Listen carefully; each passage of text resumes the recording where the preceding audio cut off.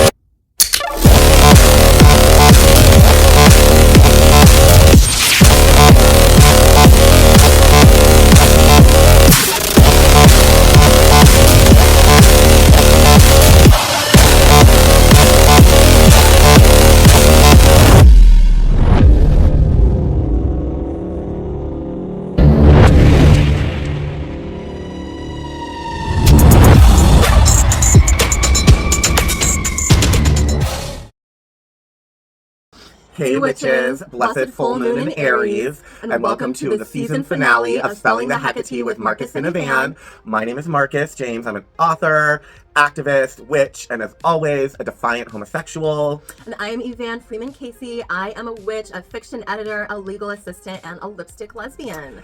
If you are new here, welcome. We are so happy to have you. Definitely, again, this is our season finale episode, so please check out Our previous episodes. Maybe not the first Maybe not one. the first few, but we were still getting our footing and figuring all of this out. But definitely the more recent ones. Oh, yeah.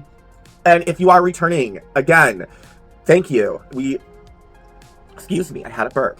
Thank I you. thought you were getting emotional on it. Oh, no tears. I mean, you know. Thank you so much for helping to continue to be with us, watch us, support us. You know the drill. If you like what you see, if you enjoy spending time with us, you want other people to hang out with us, don't forget to like, comment, subscribe, and share, and continue to help us build our beautiful, baneful, and blessed coven as I chime on the cauldron right here in our corner of the circle. Where we are two homos, one cauldron, and it is always a spellbindingly good time. Abso-fucking-lutely. All right. All right. So, as we said, this is the season finale. It is. We're- I can't believe it. We're at the end of our first season. We are. We have been sharing our witchy weirdness with y'all for a year. Yes, and learning the ins and outs of filming and like improving camera things. I mean, we're still doing it. Yes. I mean, obviously the incense is not wanting to play along. It is not. But, you know, sometimes she be like that. It's true. You know, we know that we're not, you know, we don't have the biggest budget in the world, and, you know, recording this on my phone still currently. Exactly. But like, But frankly, I think it's fine. It looks great. Yeah. I love it. But obviously eventually we will upgrade the camera, and that, you know, those are goals in mind. Yes. You know, I think Not in a hurry. we've hit a moment. We finally figured out our cinematography. We figured out lighting for the most part. Yes. Everything. It always changes because in Washington the lighting always changes outside. That is true. And that can affect the lighting inside, and it's the whole thing. Excuse if you hear vehicles. Again, it's still very warm. Yes. It's getting a little cooler, but it's still warm. Yeah. So the windows are still cracked open. So yeah. Thanks for bearing with us throughout this spring and summer with this. Exactly. And it should be coming to an end soon. Yes. Yeah. How do you feel about our season finale? How do you feel? I think it has just been such a whirlwind of a year. Yeah. While we've been building this space. Yes. I think, Huge. I think that we've both learned so much about other paths. We've learned even more and ways that we have deepened our own paths over the course of this year. I think that absolutely. Yes, just that act of knowledge and acquiring more knowledge and learning about different witchy topics, I think really has kind of inflamed our own witchcraft in our journeys. And I think that's just been a very beautiful process. You know? I also, and I think like also as culturally, communally, doing the news, the witchcraft in the news has really like opened up this like more of a global consciousness to witchcraft and witches and witchhood and witchdom, whatever, as community in a whole. I agree. Oh my god, I can't with this. Let's go that way. We're trying. That should take care of it. There we go. Okay. She's not interfering. All right. I think that the awareness of more of the global witchcraft topics, subjects, goings on in the world, being able to promote events all over the country and all over the world, and talk about and learn about exhibits at museums that are going on, to share, to have the opportunity to really, make it a point to explore archaeological news, sharing just all aspects of polytheism, paganism, witchcraft, heathenism, the whole occult left-hand path gambit, has just been awesome. It really has. And it is now an Aries moon. It is. So it is your time as an Aries moon. It's true. This is, I am an Aries moon. You are. So this is, the boost of the boost. This is the boost. This is the boost of like kind of energy that I need for some stuff that I'm working on right now and trying to focus on. So I'm excited about this little special time charge. But you as an Aries sun, you also benefit. Exactly. I always think that when the sun is in the sign that I have my moon in, I always feel like a particular jolt. But yes, absolutely, as an Aries sun, I am also right there with that jolt of today. I love it. I love. It's just, yeah. So we have, of course, today we have witchcraft in the news, and then astrology, mixology, and then we are going to get into our main topic, which is just kind of, what we've learned and reflections over the past season, and a broader discussion of what witchcraft and magic mean to us. I just can't with this incense. I'm sorry. I don't know what it's doing. Can you put it out? Yeah. It's just not cooperating. No, it's not. I'm just not dealing. We Today tried. is not the day. No. This is not the day. You know what? This makes sense for being an Aries moon. Yeah, it does. I'll say it does. So witchcraft in the news, astrology and mixology, our main topic, reflections. And then, of course, spellcraft. We're going to talk about the subject of tag locking. The reason I'm stressing that is because a couple of episodes ago, we reported on a situation in, I believe it was Beirut, where a woman was arrested for witchcraft, and they discovered paraphernalia. And the article said padlocks. They discovered padlocks. And I'm assuming they meant tag locks. No, she was obviously arrested for locking her bike. Right. But I'm also like, maybe they actually did mean they found padlocks, and for them that's significant. But I think they meant tag locks. Tag locking. Maybe she tag locked with a padlock. So in that episode, I read the article as it was, and I said, that is not what they're referring to do, and I'll get into what they mean by padlocking in a later episode. I did not mean that I thought it was padlocking, because that is not correct. It's tag locking. I just meant that, like, I'll get into this. So that is what spellcraft is going to be about, is addressing what tag locking is, as promised a couple episodes back.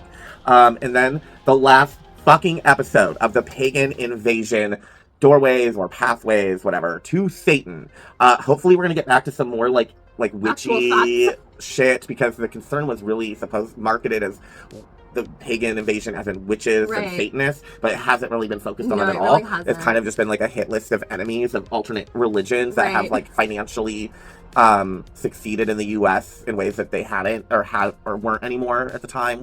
Again, this was filmed in 1991, 90, probably through the mid 80s, and during that time, all those church scandals were coming out for all the evangelical channels and shit and mega shit. And so I think that there just seemed like a lot of financial jealousy going on, like first with the Hindus and like the New Age self-helpers, and then against the Mormon church. So I'm hopeful that this last episode, we'll kind of circle back to the first episode, Halloween, trick or treat, and get more back to like spooky, witchy, left-hand path, satanic panic type shit. Really, I'm tired of the race. I'm tired of the racism. I'm just so tired of it. It's so hard to watch. Get back to good old-fashioned bigotry and xenophobia, please. Like, from you. And then, and Witchy Media Review is the COVID era remake of Roald Dahl's The Witches, starring Octavia Spencer and Anna Hathaway.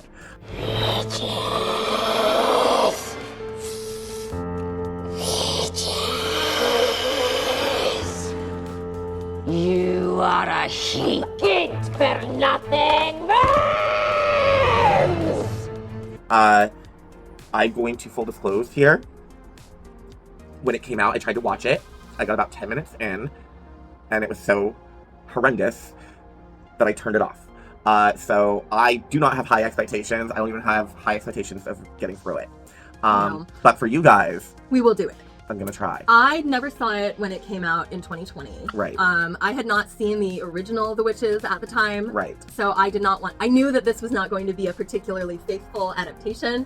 So I did not want to start my experience of The Witches with that. Yeah. I wanted to wait until I saw the original first. And also, I'm just not a big fan of Anne Hathaway. So that was another turnoff for me. But like you, for you guys, I will do it. Yes. Yeah. Sam has taken off his mask because it's Halloween time, spooky season, yay! So I'm gonna give Sam a little more clearance there for you guys. He can be his true self and let his soul shine. So yes, he's ready. So we hope that you're ready. Yeah. We may not be as ready. Right. But we're getting there. Emotionally, yes, but not in terms of the decor in our homes. No. But getting there. We are getting there. We will get there in time. It will happen. It just has not happened yet. Yes. But at least the area this is ready. Beautiful. We love. The Toshin series, Library of Esoterica, is actually going to be a new permanent piece installation between us, because I love these books. They're so beautiful. I love them. We have the tarot, which is quite small, then witchcraft and astrology, and it's Toshin, so it's all about art and representation throughout the millennia, the centuries, etc., and just beautiful coffee tables, and so I wanted them to have presence, and I feel like gives presence. And we are also all about beautiful coffee tables. Yeah, and it covers all the essentials of witchcraft, tarot, witchcraft, and astrology. Yes. So all right. So with that being said, let's get into witchcraft in the news. All right. So our first story is not good. Oh, fine. This comes from Fort Wayne, Indiana, where a Fort Wayne business owner is recovering after being attacked inside his metaphysical store and what he believes was a hate-motivated assault targeting his spiritual practice. So Travis Tribble Ward, who is the owner of Faye's Cabinet, said the incident occurred on Friday, September 6th. 2025 in the early evening around 5:30 p.m. The man immediately gave Tribble Ward an uneasy feeling and ultimately approached him while he was behind the shop counter. I was in our shop when a gentleman entered, he told the Wild Hunt. He asked if I was a Satanist. I said no, I was a practicing witch. The man lingered in the shop until all the other customers left and continued to browse on the shelves. He circled behind the counter roughly about 15 minutes after his arrival, and that's when it turned violent. According to Tribble Ward, the man launched into a brutal assault. He stomped on my back for about 5 minutes, he said. He threw me on the floor twice, actually broke one of our bird cages, and then he was kneeing me in the face at that point. Throughout the attack, the assailant shouted anti-witch slurs, including "kill all the witches" and "all witches must die." Tribble Ward said he attempted to defend himself. I was able to get up and tried to spray bleach in his face, but he hit the bottle out of my hand. The man was described as wearing a fluorescent yellow sweatshirt and red pants. Eventually, he forced him outside the shop. I was able to get outside, and a passerby helped separate us, Tribble Ward said. I called 911, and he eventually left before the police arrived. So there is video evidence of it. The Fort Wayne Police Department did confirm it responded to a battery call at Faye's Cabinet around 6:15 p.m. on Friday. By the time they arrived, the attacker had fled. Tribble Ward provided police with a license plate number and indicated his intent to press charges if the assailant is found. The suspect has since been identified, but as the publication time of this article, which was on September 9th, he has not yet been apprehended. Oh, really? God. Yeah. Triplet Ward announced that the local court granted a protective order the morning of the article, September 9th. The order was listed immediately in the protection order registry, making local, state, and national law enforcement agencies aware of the restraint. Ward suffered bruising, back pain, and a concussion from the assault. He admitted that he is dealing with physical effects as well as emotional damage from the physical wounds and from the psychological bearings of the assault. He said it's really scary because he feels like it's becoming so normal now that people are just used to seeing things like this, which I would agree with. Yeah. Triplet Ward said, from what he was saying, it sounded like a hate crime to me. I don't think it was random. I think he came here for that purpose. I would also agree. Yes. He added that the violence was not just a physical ordeal, but an attack on his identity and safety. We have to bring awareness to it, and we have to realize it's not okay. Yeah. He has received a lot of support from neighbors and community members and customers. He says it helps him remember that while one person may bring hate, so many others bring kindness. The FBI system does not break out a specific pagan or similar category. Any such incident would likely be aggregated under other/unspecified religion, which is bullshit, especially if paganism, neo-paganism, Wicca, whatever, is recognized as an established religion. Yes. Then, like, it should be specified. It should. Especially if the paganism specifically was the motivating factor for this attack. Right. Now, while the details of this assault remain under investigation, other incidents in recent years have affected occult or pagan-adjacent sites and communities. Earlier in the year, February 15th, as we know, and we reported on about a vendor selling pagan and witchcraft supplies was confronted and harassed by members of Stillwater Christian Fellowship in Pickens, South Carolina, and then we reported that in June that they returned. Yes. And did it again. Members condemned the vendor and those supporting them to hell, citing Exodus 22:18, "Thou shalt not suffer a witch to live," as justification. In March 2025, we reported on a group of evangelical Christians who targeted 2 metaphysical shops in Orlando. And it was streamed live on social media. Yes. In July 2024, we reported that in Portland, Oregon, a pagan bookstore had been attacked in investigation for arson. We reported in April of 2024 about how an explosive device was thrown at Satanic Temple's headquarters in Salem, Massachusetts. It didn't 2025. detonate.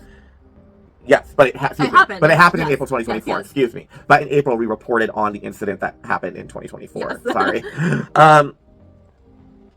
I just don't want anybody to, like, go back looking for that episode. Right. Then there was the incident at the Polk County Pagan Market in Texas and the Pagan Market in Arkansas that have also faced repeated harassment. So outside of markets, events like Witchfest USA in New York City have experienced growing levels of Christian protest. One organizer described new groups as being collectively at war with us, a sign of increasing aggression at publicly held pagan events. Triplet Ward offered a warning, saying keep your guard up. If you have an uneasy feeling, trust your gut. I mean, yeah. Yeah. And in light of the Strick sisters, who were the ones hired by Jezebel to take care of Charlie Kirk. Yes. They not only are owning it, but they're using the article for PR. Yeah. It makes it just no good can come from these types of situations. Like, I agree. it's just things are increasing, violence is increasing, it's dark. Protect yourself. Yes. Protect yourself, witches. Absolutely. I think that it's nice to hear that he is taking a more positive outlook on it. Yeah. Because I think for me, if I were a shop owner and that happened to me in my shop, I would be I think I would find it difficult to go back to work after that happened, because I would wonder, every person that walked in the door, are they here to assault me? Yep. Oh yeah, for sure. Yeah, I like Crescent Moon Gifts here in Tacoma. They have sigils on like all of their entries and windows. Yes. And like, I just think shop owners, if you don't have any boards up, if you don't have any sigils up, you don't have any goofer dust, brick dust, yard dirt, anything just lying around, like burying your place, like you need to do protective magic on your buildings. You need to. Because who knows where things are going. Exactly. The people in power very much believe in us and believe that we are real, and they want to get rid of us. Yes. there's more of them that think and believe that we are authentic and real and that our magic is real, but of course it's evil and from the devil and satanic, than those of them who believe in us but don't actually think, you know, we have any power, or it's just like psychological or whatever. Right. There's more of them who believe correctly that magic is real, witchcraft is real, that we have the power. It just, where they believe that it comes from is not correct. Correct. But because of what they believe where it comes from, it makes for a very dangerous situation. Absolutely. And we've seen history. We know how this plays out and how violent and dark and evil it can get. And there is no reason to believe, especially in this current day and age and climate, that it really won't get like that. Oh, no. It absolutely will. So just protect yourself. Protect yourself. Be cognizant of your surroundings and how they are changing as you go through your day. Exactly. So the next story is a little bit more fun. Oh, woo-woo. Woo-woo. So, at the Metropolitan Museum of Art in New York, a new installation just recently unveiled. There are 4 10-foot bronze sculptures by Mississippi Choctaw Cherokee artist Jeffrey Gibson. The installation is called The Animal That Therefore I Am, drawn from Jacques Derrida's 2006 book of the same name. The sculptures, which were officially inaugurated on September 12th, depict a deer, a coyote, a hawk, and a squirrel, all of whom carry significance in indigenous cultures. There is a Choctaw legend about solar eclipses, which tells of a large hungry squirrel devouring the sun. And of course, these same animals are very often seen around New York City itself. So each of the animals in the installation is dressed in finery inspired by either the food they consume or what they leave behind after their deaths. The squirrel is crowned with a wreath of acorns, and its turquoise shroud is adorned with beaded versions of acorns. More of those are strung around their necks. This already just sounds so cool. It does. I would love to go and witness this. The hawk, which is associated with strength and communication in some native cultures, is wearing a bright red cape with beaded feathers. Oh, cool. And the deer is dressed in a wonderfully detailed and textured deer skin. It's not a real deer skin. No, of course not. But it's designed to look like one on him. The coyote wears a necklace strung with ruby red strawberries and what look like a coyote fur hooded jacket. Coyote's limbs are not shrouded in the pelt, but the pelt makes up its paws. It just kind of hangs limply and it's trimmed in yellow. Legs of each sculpture take the form of gnarled wood, sort of as though they've just temporarily become an animal and will soon transition into another form of nature. Which just sounds really cool to me. This whole art installation kind of merges the animal and the vegetal, the real and the mythical. Fortunately, the installation is kind of being met with mixed thoughts. Oh, of course. A lot of people are saying that they don't fit with the architecture of the Met, complaining about that. I think from the pictures, I think they're cool as fuck. Oh yeah, I think they're amazing. Powerful. Yeah, a lot of people are are complaining about like the contrast between the architecture of the building, right? The neoclassical with the more totem tribal.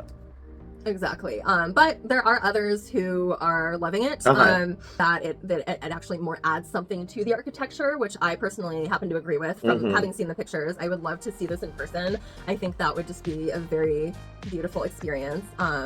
But who knows? Maybe I will get to see it because it will be on display through June 9th of 2026. Oh, nice. Yeah, you might. Yeah, that's true. Well, coopy poopy. All right. Turning to literary news. Author Nikita Gill's novel for YA readers, Heka-tea the Witch, will be released September 16th. We'll tell you about the book.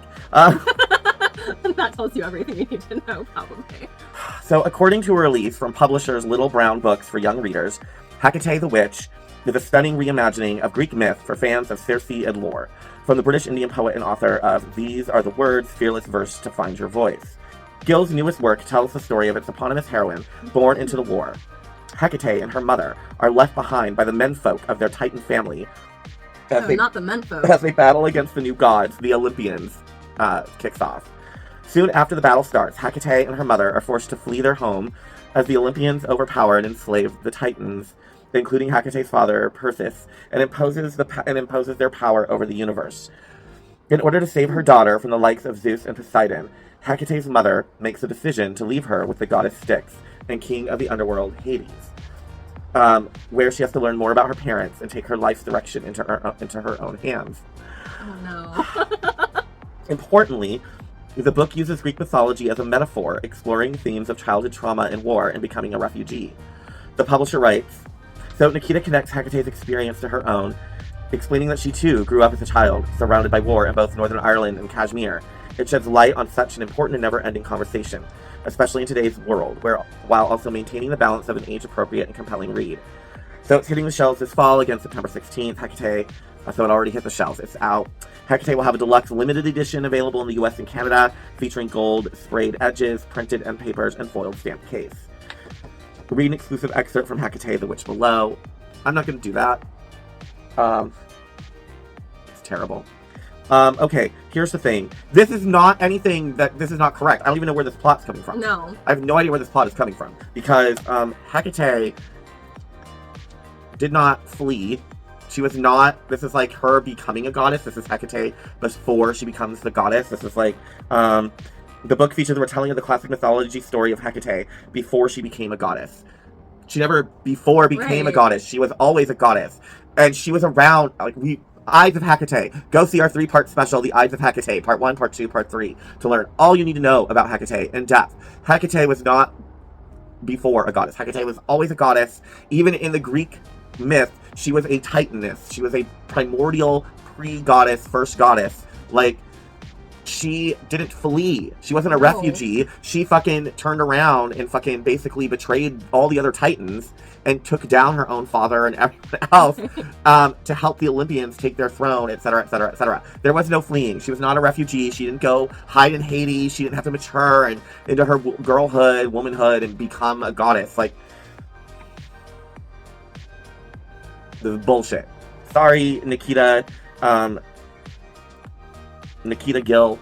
I'm sure it's a fun fictional story. As an actual Heka-teean, as someone who actually worships said goddess, this is ridiculous, but have fun with it. My thing is, like, why do you need to do this? Why did you not, like, just make up your own figures to write this story about? Like, why use deities that already exist and have their own storylines and their histories? Right. Like that, you know, frankly, my favorite thing about this book is the gold cover. I bet that's pretty. Yeah. Like, the cover is beautiful. Like, it's a cool cover. Oh, it is pretty. I like that.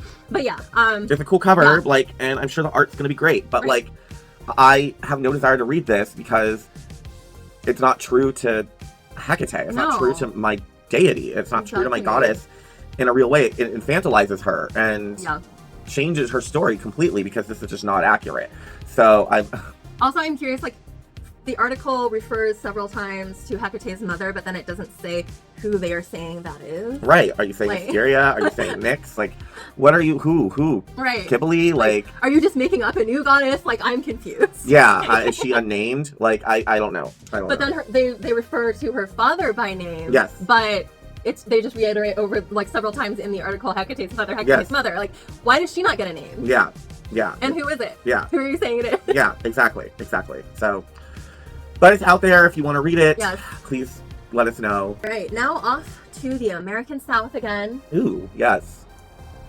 This story comes out of Opelika, Alabama. Mm-hmm. The Opelika Public Library is going to be hosting author Grady Hendrix on October 9th. Oh, okay. As part of its 2025 author visit series. Mm-hmm.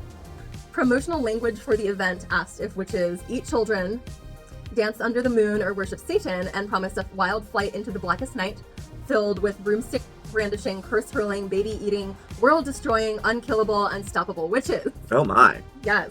So the library said that the dramatic description was meant to reflect Hendrix's satirical style, not to promote witchcraft practices. Oh, okay. Yeah. Some residents called the event inappropriate for a taxpayer-funded library to be promoting witchcraft. Yeah. In a public comment under the library's post, one person said, "This is a hard no, unacceptable and unwanted. Jesus is king. There's no room for witchcraft and compromise. Jesus is king. Jesus is king. Jesus, praise Jesus. There is no room for witchcraft and compromise."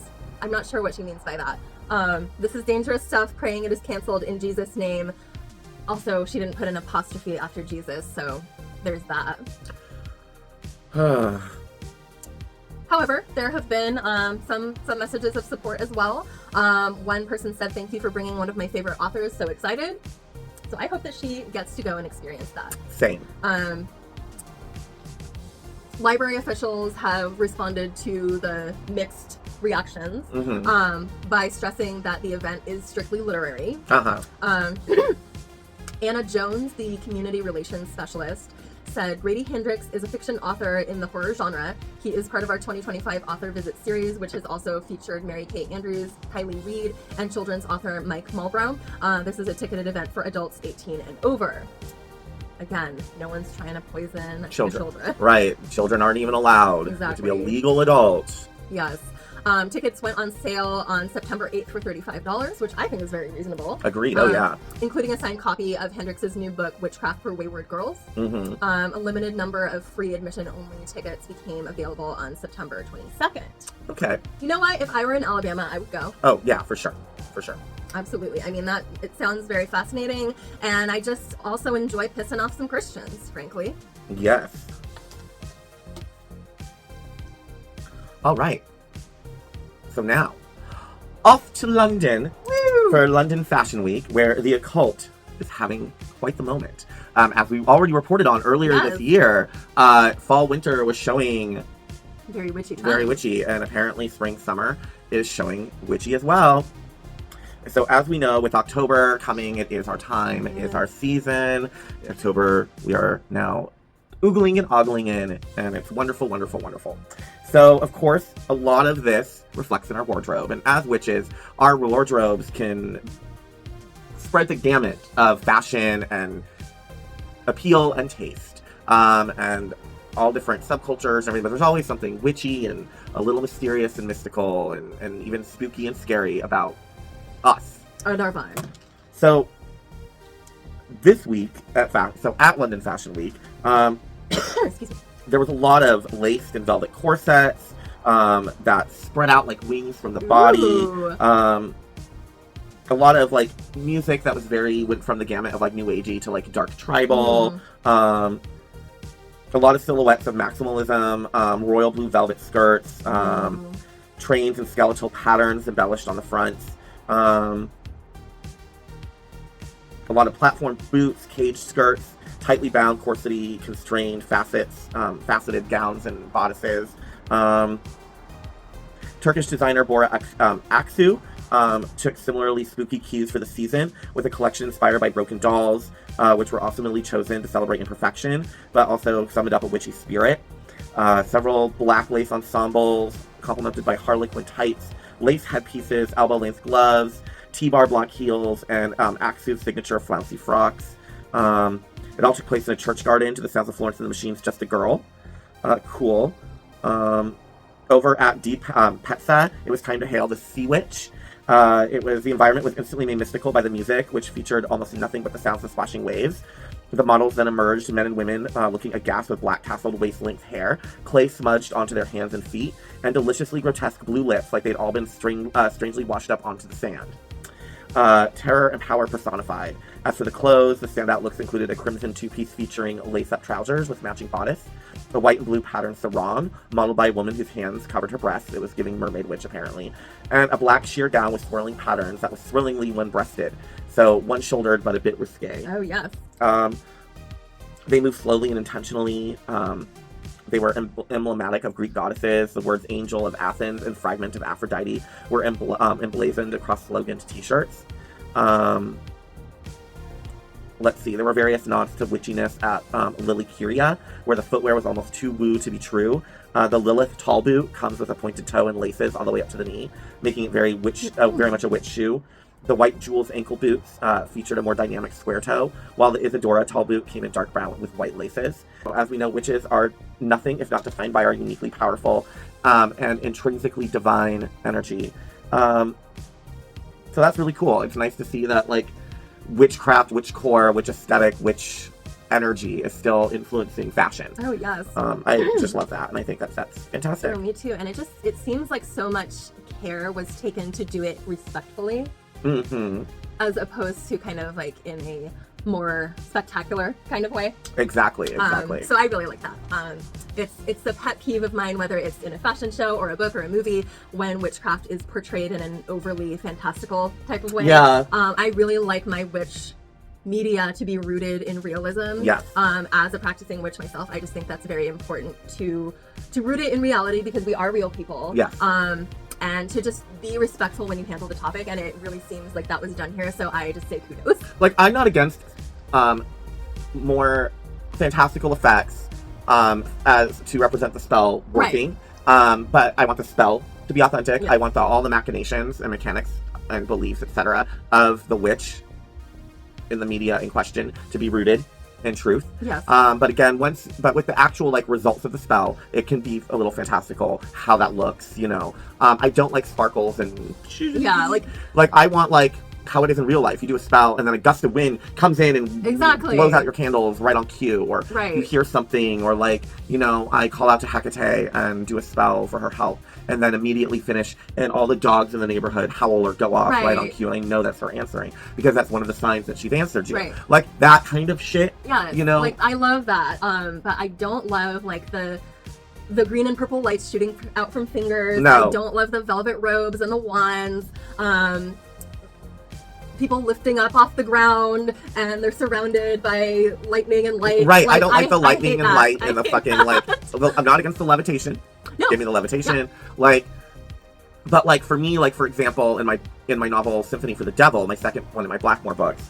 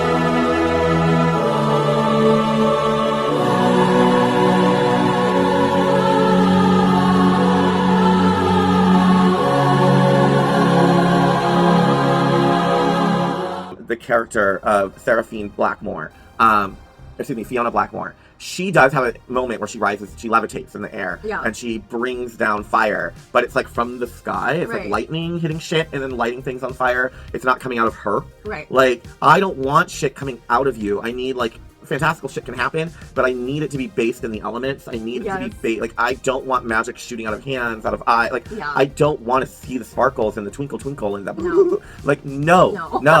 Like, no. I always say, watch The Craft. Not The Craft Legacy, not the sequel, because they literally do the sparkle magic twinkle twinkle out of their shit. But, like, the original, watch the Craft from 1996. Like, watch how they do it. And how the signs that the spell has worked slowly increase as the movie goes, but it just doesn't start off fantastical. Exactly. Or, like, even the film Teen Witch from 1989 or whatever, 88. Like, there's my favorite scene is when she first gets her spell book and she goes to the amusement park at night and it's all closed up, and she reads from the spell book, which I always hold true, where it says in it, the power is in the word, be careful what you say. But there's this awesome scene where she does a spell to call the winds. Yeah. And she reads, and the first time she reads it, it's just a little breeze. Then she does it again, and a little more, and she does it stronger with more intention. Yes. And then it comes, and but it's wind, there's no sparkle, there's no whatever. And then she makes it stop. And then she summons the rain, and it comes first with drips and drops, and then, yes, it speeds up, but then it becomes a Dina deluge. That I love. Of course, then it goes crazy and goes into, like, she, like, makes people disappear. She turns her brother into a dog. Like, I mean, it... But that single moment, and I still love the fucking Teen Witch. We're going to do that for Witch Media Review in season 2, because that is... But that is my personal, ever since I was a kid, that was my personal favorite part in the film. It's just that brief moment with her spellbook for the first time, and everything she does is natural. Yes. It's still fantastical, but it's rooted in natural magic. So yeah, I love to see when witchcraft in the media is handled respectfully, and it just seems like the care was taken in this situation to do that, and I want to applaud that. Yes. Righty. Now we're taking a little fun trip back to ancient Greece. So this is going to be about the real fruit behind the lotus eaters in the Odyssey. Oh, okay. Yeah. So this will be really interesting. So in the 9th book of the Odyssey, Homer introduces a mystical and fascinating tribe called the lotus eaters. Yes. So after Odysseus and his men raided the stalks of Cycles, sorry about any pronunciation. Of course. Some of these names, man. Like I know. And like even for us as people who have been familiar with these stories for many, many years, there are some names that even will still trip me up today. Oh yes. So after they raided the Cyclones, Zeus punished them with a strong storm that pushed the fleet off course. They were forced to dock on the island of Jerba, north of Tunisia. And in this unknown land, Odysseus sent ahead 3 of his most trusted men to search and help look for supplies and just kind of prepare to attempt the return voyage home. However, so he sent them off. Time passed. They had not come back. He started to get worried. He didn't know where anyone was. Right. So he decided to seek the answers himself. And that's when he came upon the Lotus Eaters. So they were not hostile. However, his concerns were also not unfounded. They were not attacked, but they were captured by the eating habits of the local people. They lived in a primordial society strongly tied to tribal customs. Their main, if not only livelihood, was cultivating and consuming the lotuses. 9, it says, those of them who tasted the sweetest fruit of the lotus had no desire to return to report news, but preferred to stay with those geniuses to taste the lotus, forgetting the homeland. They were hot. Yes. So the reference is made in the poem to the effect that the lotuses produced to the individuals who did eat them. So a sense of carelessness, a loss of will, and sinking into personal oblivion. This has kind of led to a lot of confusion in the centuries since it was written, because as we know, actual eating of a lotus flower would not produce the psychotropic effects that are described. The Greeks used the name lotus for various kinds of fruits. However, the lotus itself has no direct connection with psychedelic or narcotic plants.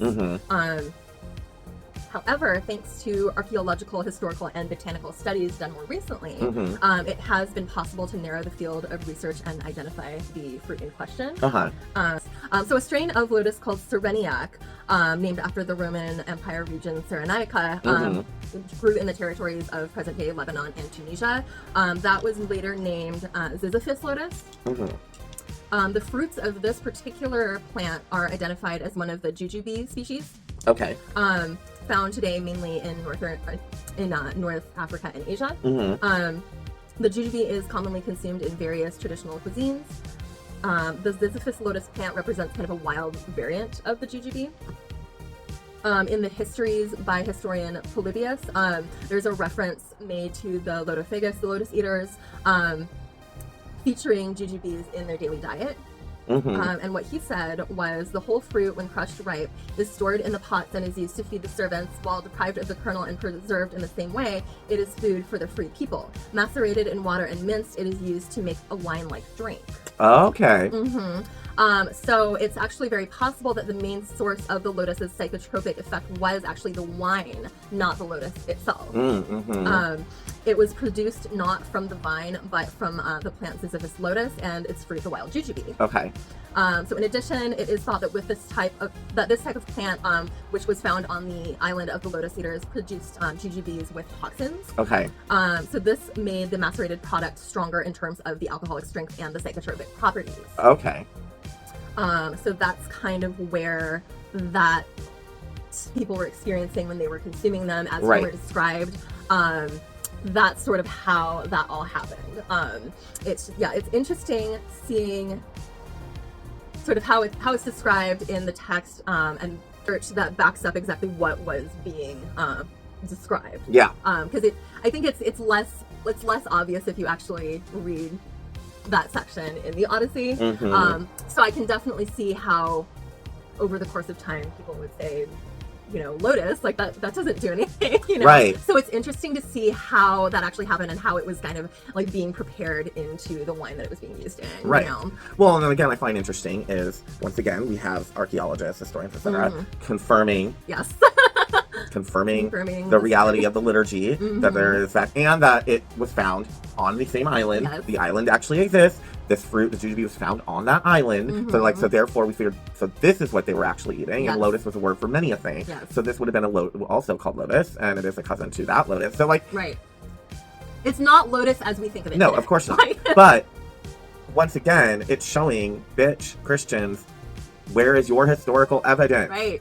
Like, even a lot of the city names and shit in your books, in your Bibles, are not actually the names. Like, and they're fucking Looney Tunes. Like, exactly. I mean, just like we were discussing in the most previous episode of Pagan Invasion, how they were like, we're going to explain to you the research behind everything, and then the research was just kind of like, because God said so. Or the Bible tells me so. Right. That was literally, the answer. So... Like, no, I'm sorry, but pagans, when we describe things from our text, like, no one's saying this. Yeah. Anyway. So next we have astrology, mixology. All right, so October is completely characterized by a shift towards intensity and transformation as the sun enters Scorpio mid-month. Libra season is focused on relationships and balance, which is at the beginning of this month, of course, like we're in now. But there are going to be events like Mercury entering Scorpio, which will intensify deep communication. Venus will move from Virgo to Libra, and then Mars retrogrades in Cancer, which will affect emotional motivation and assertiveness. So starting with October 1st, Libra season begins. The month starts under Libra's influence, emphasizing balance, relationships, and fairness in partnerships. The Mercury in Scorpio, which is going to run from October 6th through the 29th. Communication turns deep, investigative, and potentially secretive, making it a great time for research and getting to the bottom of things and issues, etc. in your life. On October 6th, it's the full moon in Aries today. Woo! This fiery full moon will highlight independence versus partnership and can bring a powerful and potentially volatile moment, reminding us to consider how we are honoring ourselves in the context of our close relationships. New revelations can occur right now, particularly regarding our physical bodies, leadership skills, and our ability to initiate and begin new things and close partnerships. This full moon urges us to strike a balance between meeting our personal needs and attending to the needs of a significant other, and between independence or autonomy and dependence and companionability. On October 13th, Venus enters Libra. So it's all about love, charm, and aesthetics. All these things receive a significant boost, bringing more harmony and balance to our relationships and finances. On the 13th, Pluto stations and turns direct after retrograde motion since May 4th. Intensity will be with us in the days and perhaps the weeks for people sensitive to the shift ahead, surrounding this date with a strong focus on ambition and the need to feel empowered. Over the coming weeks and months, the power to make deep changes in our lives becomes more insistent and direct, so less internalized and more externalized. And we are less likely to brood over changes that we feel have been thrust upon us, and more likely to make necessary changes. On October 21st, the new moon is in Libra, and this marks a powerful fresh start for relationships, partnerships, and establishing balance in various areas of life. Prompting a new beginning, it's a time for taking charge of our relationships and giving them their due attention, as well as working on our negotiation and partnering skills.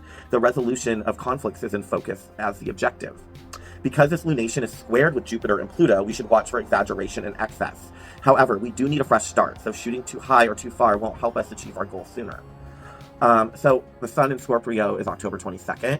The energy will shift to intensity, transformation, emotional rebirth, and uncovering deeper truths. On October 22nd, retrograding Neptune returns to the sign of Pisces and will finish up its transit of Pisces by January 26th of 2026. Neptune turned retrograde while still in the sign of Aries on July 4th of 2025. So now it's still in retrograde. Neptune returns to the sign of Pisces, its last visit before moving on. And then on December 10th, Neptune will end its retrograde and turn direct again. On October 23rd, Jupiter forms a square with Chiron. It's the first in a set of 3 in an approximately 9-month period, while Jupiter is in Cancer in early Leo. During the period influenced by this outer planet transit, with its longer-term effects, we may find ourselves yearning for meaning and understanding. Yet it's a daunting task to align with a personal philosophy or belief system that authentically will reflect our core. Beliefs and ideas might lead us astray. We might be confronted with a crisis of faith, and this is not uncommon for things like that to occur, and things that will challenge our fundamental beliefs, leaving us in a state of disarray or confusion. It can lead to feelings of isolation in our opinions or plans, as others may not understand our vision. Past decisions that once seemed wise may now appear questionable, or you might encounter a person or obstacle that disrupts your life. But these experiences will ultimately serve as important lessons in self-belief and understanding our purpose here on the planet and mission and goals, etc. Look within to gain a deeper understanding of your true needs and beliefs during this period. Never forget who you are, what matters to you. Look to your spirituality. Even if the struggle is there, just keep pressing forward with the devotionals, keep pressing forward with the meditations, with the communications, with deity, with spirit, with your witchcraft, and just write it out. You will feel it again. You just keep having the faith. Before embarking on new business endeavors, it's better to pause and reflect. This is a time for reorganizing and reassessing our goals, beliefs, and paths, and personal philosophy while being mindful of overdoing and overcompensating. October 31st, it's Samhain. The moon will be transitioning from Aquarius to Pisces. It will be a waxing gibbous. During this month, shift from balance to intensity. The first half of the month in Libra is about harmony and relationships, while in Scorpio, the second half, it moves into the powerful, transformative, pushing presence and energy. In terms of an emotional and mental landscape, the month brings shifting mental and emotional energies, encouraging deep dives into personal truth and emotional growth. Again, Mars retrogrades in Cancer. So with this motion happening, motivation may feel moody, urging patience rather than forcing actions or assertiveness. So again, just pause, reflect on what you're doing and how best to do it that's going to cause the least amount of stress, etc. for you. Saturn in Pisces will continue its lessons on faith, compassion, and responsibility, while the lunar nodes, Rahu and Ketu, will draw attention to spirituality and practical wisdom. So there you have it, astrology and mixology for the month of October. As you know, we do it in the mid of the month or a little early in, so that way you can see what has happened so far and see what connects and what doesn't, and then see the pattern moving forward for the rest of the month. So, yay, last astrology mixology for the season. Hope you enjoyed. Yes. So, main topic for this episode, obviously, is the season finale. We thought maybe this would be a good time to kind of just reflect on this past year, this journey, and what that's meant and what we've learned about ourselves and our witchcraft and, you know, all that shit. All that jazz. And I mean, it's kind of the perfect time to do it, even if this wasn't the end of our season, being that we are approaching Samhain season, we're approaching the Witches' New Year. Yes. I think as witches, we are all kind of feeling reflective at this time. Exactly. It's been a time of harvesting, of remembrance, of gratitude. We just came out of Mabon with all of that. And now here we are in October, in the spooky season. Spooky. Veil thinning and all that jazz, the jazzy gals. Exactly. And as I'm sure everybody is feeling it becoming thinner and thinner as the days also become shorter. Exactly. So, yeah, when I think about this whole journey, you know, obviously, and I've talked about it many times before, the first thing I think about is how this even conceived in the first place, which famously was the full moon, October 17th of last year. And I just, you know, again, like I said before, I just really wanted direction. I really wanted to know what to do with my social media. I wanted to know what to do with my YouTube, how I could make it relevant and interesting and something that I would care about and be able to keep up and not lose interest in doing. Just get back to the writing and just, you know, a lot of times that'll happen. Like I get into something, but in the end, all I want to do is write. And so I lose interest. And so I recognized my own hurdles. And so I took it to Heka-tea and asked her for the guidance. And this is, you know, what came of it. And it has been a journey of trust, a journey of faith, of belief, of not giving up, accepting like struggle, mediocrity in terms of like, you know, I've learned editing now. Like I do the edits and I, you know, mix and the sound and everything. And these are all skills that I acquired and built through this course of the show. And I've learned new skills and developed new skills that I never imagined or thought that I ever would or need to or whatever, or have any interest in. So it's definitely been learning. Yes. Yeah. I think that's definitely true. Yeah. Also, for me, you know, the exploration of different subjects and ourselves and different ideas and thoughts that we haven't really necessarily thought about or explored in our own life before the show. Yeah. Because no interest or no reason to. Right. But yeah, it's been an opening of doors, an opening of pathways in so many ways, I would say. It really has, yeah. And I even think it's been like all of the different witchy topics that we've been exploring on the show and through the course of having something to provide you guys with, to be entertaining, to learn about. It's really sparked and deepened our own witchcraft practice in our own personal lives in a lot of ways. And it's just been a really beautiful journey. I think that so much of being a witch is opening your mind to learning new things and learning new pathways. You're always learning, and if you're a good witch, if you're a witch worth their broom, if you're a witch worth your conical hat, your blessed soul, then you are always learning and deepening your craft and exploring new realms, new ideas of magic, witchcraft, and you know, the mechanics around operations and herbs and different things. And I also think history and geology and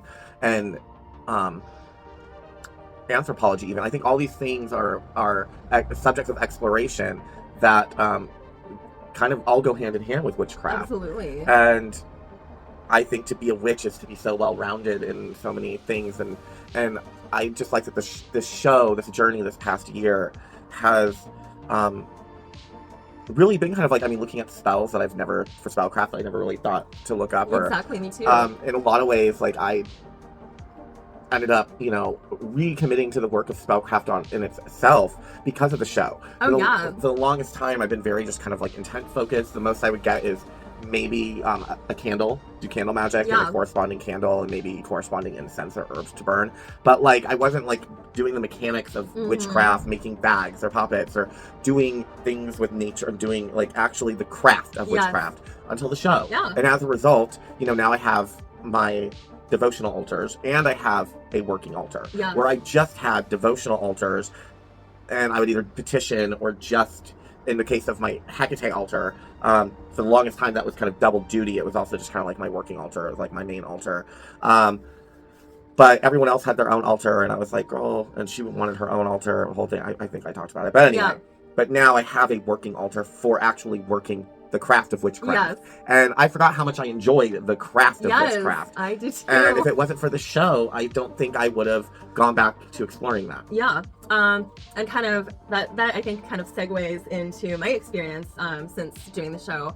Now that you're talking about your devotionals and how that's changed, I've had a very big experience with that type of change in my life. So as you guys know, my matron deity is Hera. She has been with me, I think, very, very young age. And she was always very, very close and very omnipresent always throughout my childhood. However, when I got into like my later teen years and my early 20s, I could still always feel her there. However, it was kind of at a distance, you know. It was not in the same way as it had been during my childhood. Sure. We started the show, as you know, as you guys know, in October of last year. We started, you know, kind October 27th, I think, was the date. Yes, it was.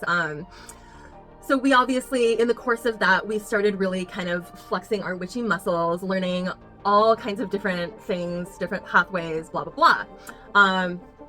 Now, in about 3 weeks into our doing the show, so like mid-November of 2024, I experienced the end of a relationship that I kind of knew was dead, but I find it very hard to end relationships myself because once I fall for someone, I really do love them hard. I don't give up on people. I will do anything not to give up and to kind of keep that flame kindled. So I was staying in a situation that I knew was not the healthiest for me. However, I was never going to be the person to bring that to a close. Right. So the other person did so. That was November, and the very next month in December, Hera came. Mm-hmm. She came back very, very omnipresently, as she had been throughout my childhood. Since then, I've been on this path this year of initiation with her. Right. It's been very different, the same but different as when I was a child. Like, the connection and the bond is the same. However, to know her as a child is just so different from being devoted to her as an adult woman. Right. And it's deepened my relationship with her, of course, but it's deepened my relationship with my own witchcraft. Mm-hmm. And I truly believe that had we not started the show, that probably would not have happened for me. Right. I think before the show, as I recall, I would do new moon and full moon tarot readings for myself. I would do a little candle magic. But like you, I was not... I was in a very different place in my witchcraft than I am a year on into the show. Yeah. And I really do think that, although I think for both of us, I think we would have come to that eventually, but I really think that that learning all of the different paths and stories and witchcraft practices that we have learned in the context of research for the show, I think that made that happen in a grander way in our lives, and I think it made it happen more quickly. That's kind of where I'm coming from with it. Definitely. I mean, well, and I want to clarify. Like, I want to say, because I'm like, oh my god, it sounded like we just started out. A lot of what we've already explored on the show are subjects we already knew about. Yes. It's the fact that for the show we learned more in depth about things that we just had your basic kind of right. like occult pagan understanding of what something was, but because of the show, we've ended up exploring things that we already knew about more deeply. Yes. To expand in terms of like, for example, like the Wetticism and the Lima. I've had a basic occult right. understanding of that my entire life, but through research of the show, I've learned more in detail about those paths, and I don't think I would have if it wasn't for the show. Right. So it's not to speak for, but I'm assuming that's what you mean. It's like, yeah, just kind of a deeper understanding of things we already knew. And then I would say that there are some things that definitely. Yeah, I just think the show has sparked a lot for us in our personal paths, kind of as related to deepening our knowledge about many different witchy subjects. Yeah, I would definitely say that, like,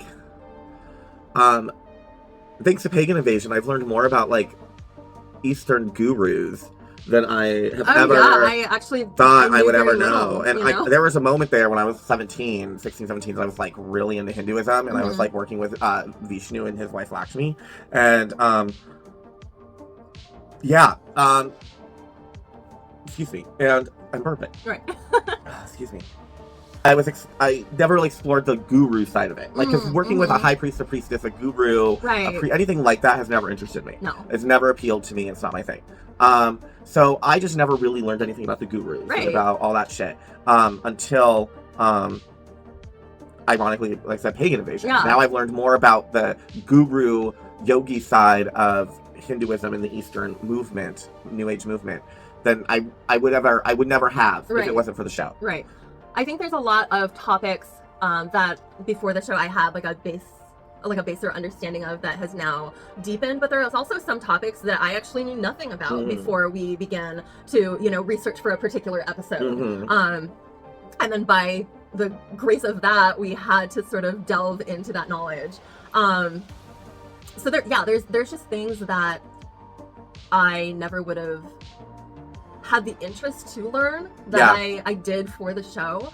And I think for me at least, like, that act of learning and educating myself about various areas of witchcraft that I may have had varying degrees of education about before, really just kind of sparked my own witchcraft along my personal path, which has just been a very, very beautiful, exciting side effect of this show. Yeah. Well, and so like for me, it's interesting is that the things I learned the most with the show that like I only had like a kind of a basic occult understanding of was Satanism. Yeah. So like I understood like atheistic Satanism through Anton LaVey and now through the Satanic Temple, and a lot of modern Satanists, are atheistic. But then there are, of course, Satanists who actually do worship Satan as a deity. Right. And I knew about Luciferians. Yeah. Who were religious and worshipped Lucifer, but Lucifer not necessarily the same as Satan or the devil, right. The whole thing, right? But I didn't know, and what I learned through the show, and had heard the name of, but actually never bothered to learn about them, right. was the Temple of Set. Yeah. So I actually didn't realize that the Temple of Set was in a sense theological Satanism, and that they basically are like Satan, the devil, whatever, is actually Set, god of the underworld in Egypt, and the parallels that they see and shit between that. And like I didn't know that. Yeah. I didn't really know who the Temple of Set was. Like, so growing up, I'd heard of them in the same way that you hear about like the Covenant of the Goddess or Dianican witchcraft. Right. But if you don't have like a reason to really delve into that topic, you're probably not going to. Right, exactly. I just assumed Temple of Set was which I mean kind of correct but was just some kind of Egyptian pagan path. And now, as we learned from the occult experience, the Temple of Set has no connection to Egypt in terms of its foundings or the people who created it, who run it. Maybe that's different now. I don't even know if it still exists. We haven't looked into that yet. I'm sure it still does. The Covenant of the Goddess still exists. I'm sure the Temple of Set still exists. Right. Yeah, I mean, again, just learned things that I necessarily didn't know. I would say things that I did not know at all about were some of the Sabbats and lesser Sabbats. Sorry, yeah, go ahead. No. I knew Samhain, I knew Beltane, I knew Lunessa, I knew Yule, knew Ostara, but then I didn't really know much about Imbolc. Yeah. I didn't really know, Yeah, that's what I was actually going to bring up. I, as well, didn't really know much about Imbolc. I knew, of course, the basics, but, as pagans who are not Wiccans, some of those, I don't want to say minor wheels of the Sabbats, because they're not minor. Yeah. Nothing's minor. No. But lesser known in the mainstream. Yeah. I knew a base level about them, but I didn't know very deep. And I remember when we were researching for our Imbolc episode, I was actually very mind blown at how relatable it was to my life. Yeah. And I was fascinated by all of the traditions and practices that I discovered associated with that time of year that I had no idea about. Yeah. And it's just, from that point on, like, it made a few things click for me, and why I had such kind of like a spiritual awakening moment in conjunction with us starting the show. And I really do believe that it was like the learning and the self-education as part of our topics that kind of sparked like a difference in my own personal life and my personal practice. Because like we were talking about, as witches, I think we really are fed by learning and by self-education. I mean, I think that the reason that the word witch itself comes from the wise people, yes. I think that that's still very, very relevant in witchcraft practice today, no matter what path you follow. And I think that's just kind of what I've been experiencing over this year. Yeah. Definitely not to say that I was not very deep in my witchcraft practice before, because I absolutely was. Right. But there were just so many topics I had never really had the occasion to learn about before. And through doing so, it also kind of increased the energetic flow of the things that I did know about and that I've only deepened in that time since then.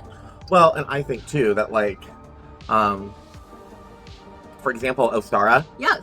You just kind of accept the brief synopsis of it that you get, Right. and you're like, okay, I understand the mechanics of it. There you go. Same thing with Invoke. Right. Understand the mechanics. There you go. Same thing with like Mabon, like Letha. Like, Yeah. okay, I just understand and go. Through the show, it's forced just to dig Yes. deep into the history and get more of the nuance and more details and historical placement and reference and chronological pinpoints. And I just don't think I would have bothered. I celebrated the vernal equinox. I did that, but like I've done it every year of my life since I was a kid. Right. But like I never really bothered to really learn about it. Exactly. And the show has really forced me to learn about these Yes. festivals and really learn deep in their history, and it makes celebrating them even deeper. It makes a deeper understanding in terms of even celebrating them, just in the way you celebrate them. Oh, exactly. I would say, to the Ides of Heka-tea, for example. Yes. I knew about them. I knew that I was born on the last day of, but I never really looked into the actual, like, depth of the 3 days and how they were celebrated in different places all over the world. Exactly. And, the different names they went by, and I still would have honored her like I did every year. Yes. On the 13th, 14th, 15th of August, but I wouldn't have had as deep of an understanding as why. Exactly. I would have known what each day meant. Yes. And what it represented, but I would not have really known like the history and like all the historical moments and references, just all the shit that we learned doing the special had we not done it. And Absolutely. that special was required, I should say, by her, as Yes. I've talked about before, with the show. And, you know, from listening and following, great blessings have happened. I mean, the Heka-tea Sickle Festival, Absolutely. like, amazing things are happening. And, we have amazing things happening and coming up that we can't wait to talk about in season 2. And yeah, just some great announcements. And, you know, but all these things, you know, we've just chugged along, pushed along, moved forward, and just film, and just keep putting them out there and doing as she requires and wants. And it's been an honor for me to fulfill these obligations and these tasks that have been put forth by her in this past year. So it's definitely deepened in that sense. It's definitely deepened my relationship with her in a way that, not to say it never had been before, but it deepened it in a way that just kind of moved us onto another level with each other. Yeah.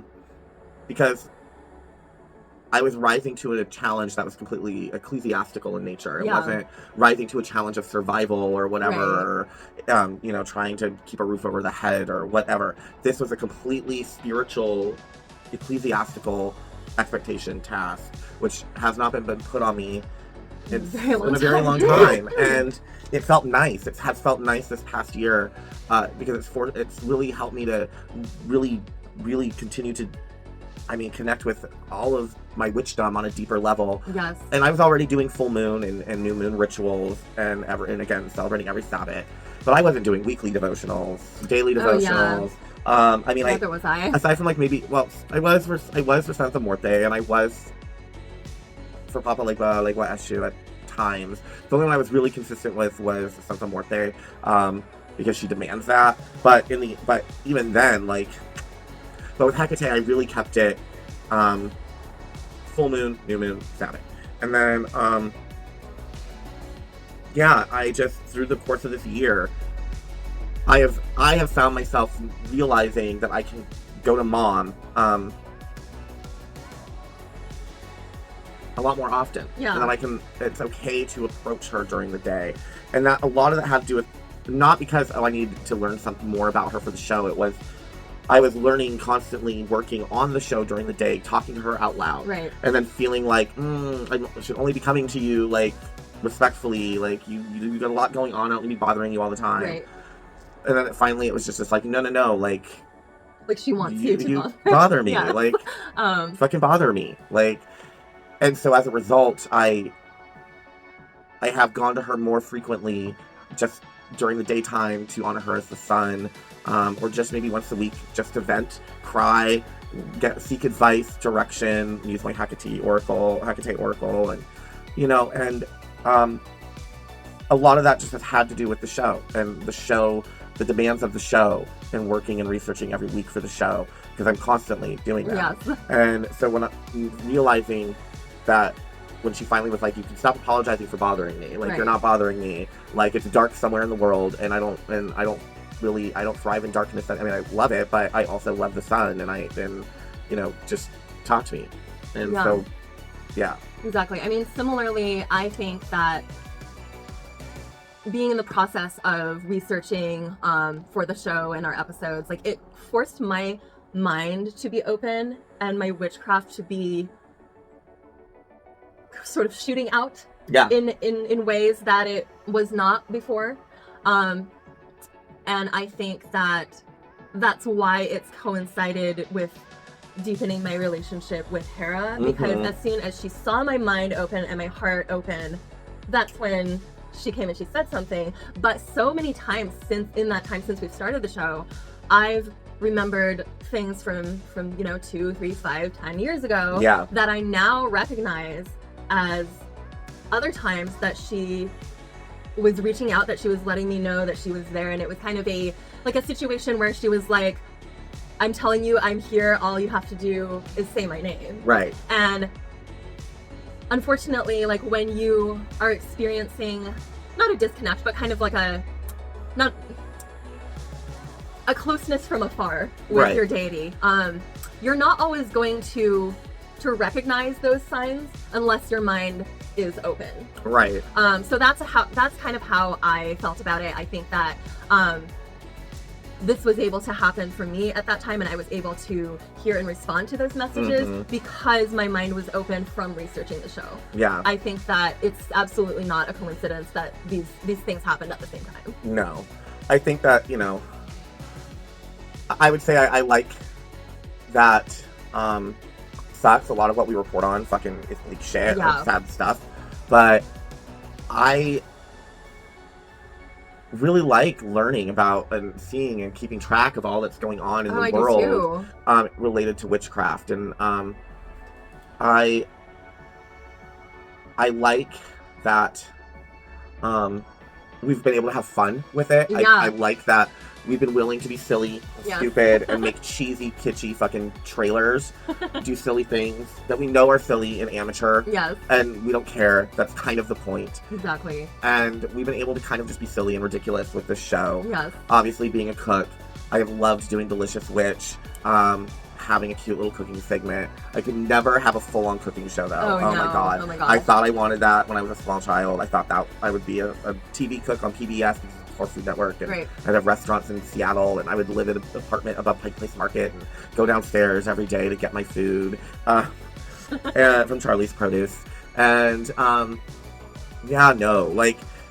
just doing the one segment is so much work. I don't know, and it's so time consuming. Because everything that normally if you just go into the kitchen and you're just fucking doing it, whatever, it's done. But with cooking show, you have to explain things, you have to engage, you have to talk. It takes longer. It really does.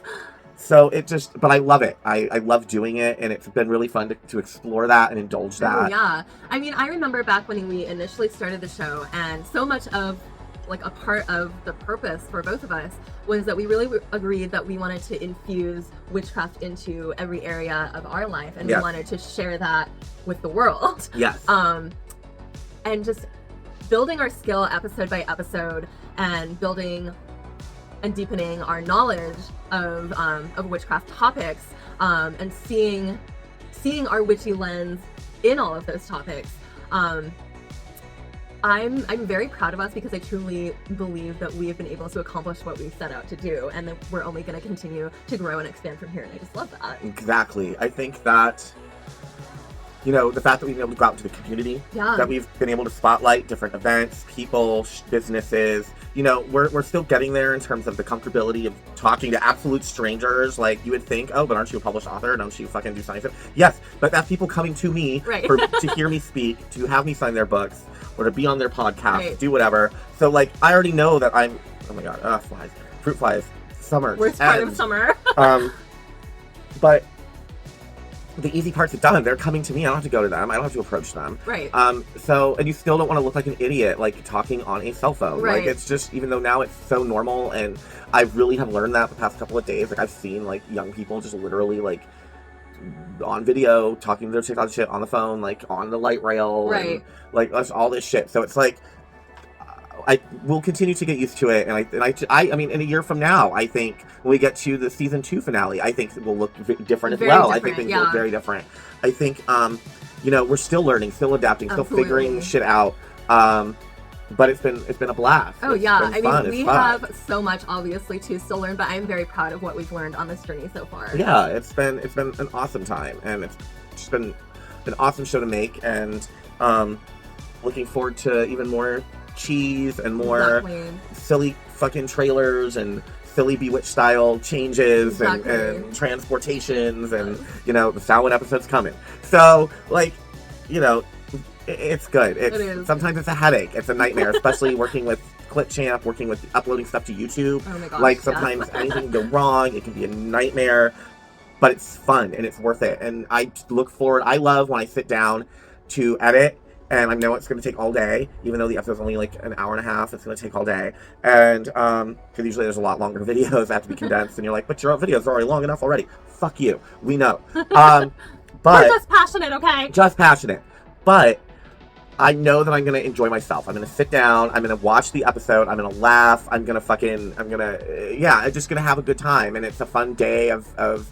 edit, sometimes 2 days. Sometimes I completely edit and then realize I made a mistake and have to do it all over again. Yay. And I so appreciate you. I know. She pays me in booze and food, so it's fine. Like, I get what I enjoy, the type of payment I enjoy out of it, which is alcohol and delicious fucking food. Like, exactly. So she compensates me for her lack of video production skills. Yes. Don't worry. Yes. But yeah, it still, I know I'm strapping down for a good time every time. Like, it's something I enjoy, and I never thought I would. I mean, I made book trailers for my novels, and those are awesome, and I've enjoyed that trailer making and book trailer making. But I never thought like actual like video production of like a show. Right. I was like, oh, that's so tedious. Like a show or a movie like that's just so tedious. I could know. I discovered that I enjoy it. Like, I enjoy sitting down, watching them through, and cutting and editing and putting in the timing things and blah blah blah blah blah. Like, and I have this show and Heka-tea to thank for that. You know, so just looking forward to more of it. Really. I mean, you know, it actually makes sense that you do enjoy that kind of thing, even though it's something you would never have like considered that you may enjoy. But I think you're more of an analytical person sometimes than I am. For instance, you're much better at like putting together furniture and things like that. So it does make sense that you would be good at kind of splicing and putting together video clips as well. Yes, I would agree with that assessment. So that's all to say that, you know, it's been a wild year. It certainly has. And I'm excited for the next season to come. Me too. I mean, and it's just something that's never lost on me because we have been in each other's lives for so long. And I just look back on, you know, years and years ago, we would make jokes about doing like a fun show together. Right. But at that time, it was very much like a joke. Yes. Oh, yes. So it's just really interesting and frankly very special as well to see us actually do that thing. It's true. And I think to do it pretty well. Agreed. So yeah, thanks for sticking around with us. We really appreciate it. And more to come in the next season and season 4. Yay! So make sure you are sharing, you are subscribing, you are following, you are joining us on this journey, because season 2, we have some really amazing fun things coming down the pipe. We do. And some offshoots of this show that we're talking about. Just a lot of things are cooking in the cauldron right now. Exactly. They're in here. You can't see them, but they're cooking away. Okay, so with that, now it's time for Spellcraft. Taglocking. Taglocking. Not padlocking. Not padlocking. Unless you're using a padlock to taglock. Yes. Now, again, like I said a couple episodes ago, Witchcraft in the News, we reported on the situation of Babe Root, and when they were, they had arrested someone for witchcraft, black magic, of course, and they were going through their stuff, and they were listing the things that they discovered, and one of the things they said is, you know, they were like, we found, like, candles, tarot cards, padlocks, well, some other shit, and I had said, padlocks, it's not padlocks like you put on a storage unit, I'll get into what this means in a later episode. I did not mean, as earlier stated at the beginning of this episode, I did not mean, padlocking, I'll tell you, that's what it's called. No, I just meant, we'll get into this fucking mistake what later. was meant. So I believe, again, what they meant is taglocks. So that means that or what we used to call sympathetic magic, and it is sympathetic magic. It's the tools you use in sympathetic magic. Historically, with sympathetic magic, a lot of times, an example will be given of making a wax figure, puppet, whatever, of the person, something that looks like them. But then it can also be a picture of them, their handwriting, piece of their hair, fingernails, urine, semen, blood, skin, personal belonging, whatever. Sympathetic magic, also taglocking. That is now, it's a tag lock. It's ID tagging, it's DNA tagging, and it's locking them through their genetic connection, usually genetic connection, something personal, energy-wise or genetic-wise, linked to the person that will bind them to the spell itself. Now, the reason why this is something you got to think about when you do it is that when you tag lock with the item, it's sometimes, you cast a spell on somebody and let's say you don't tag lock, right? Your investment in the spell, in them, and it working is kind of what fuels the spell, right? Mm-hmm. But let's say you hex somebody, you hex an X, and you don't tag lock, you don't use a personal block, you literally just use your intention, visualization, maybe some candle magic, correspondence or something, and that's it, right? Mm-hmm. Maybe you invoke, you get ephemeral, or not ephemeral, you get extraterrestrial help. Now, I don't mean extraterrestrial as in, like, E.T. Oh, no. Like, I mean extraterrestrial as in just we're terrestrial. I mean, so extraterrestrial. Exactly. Or supernatural, preternatural, whatever, intelligence, force. But, like, as your investment wanes, the spell can just on its own flittle away, right? When you tag lock, this is once again the mechanics of witchcraft, that you're getting into the craft of witchcraft. So there's objects involved aside from just the item that you're using, their handwriting, their hair, nail, whatever. Usually you're putting it in a vessel. Usually you're tying it, waxing it. You're doing something more with it, right? Well, that ensures that even if your steam burns out on it, the spell is still working. Right. Because you have tag locked them to the spell. You have bound them genetically, energetically, whatever, to a physical creation, physical imbuement of the spell. Yes. Good or bad. So you have to really, that's why I always think, because the last thing you want to do, especially, is let's say you are angry at someone, right? You are pissed at them, whatever, and you do hex them and you tag lock them.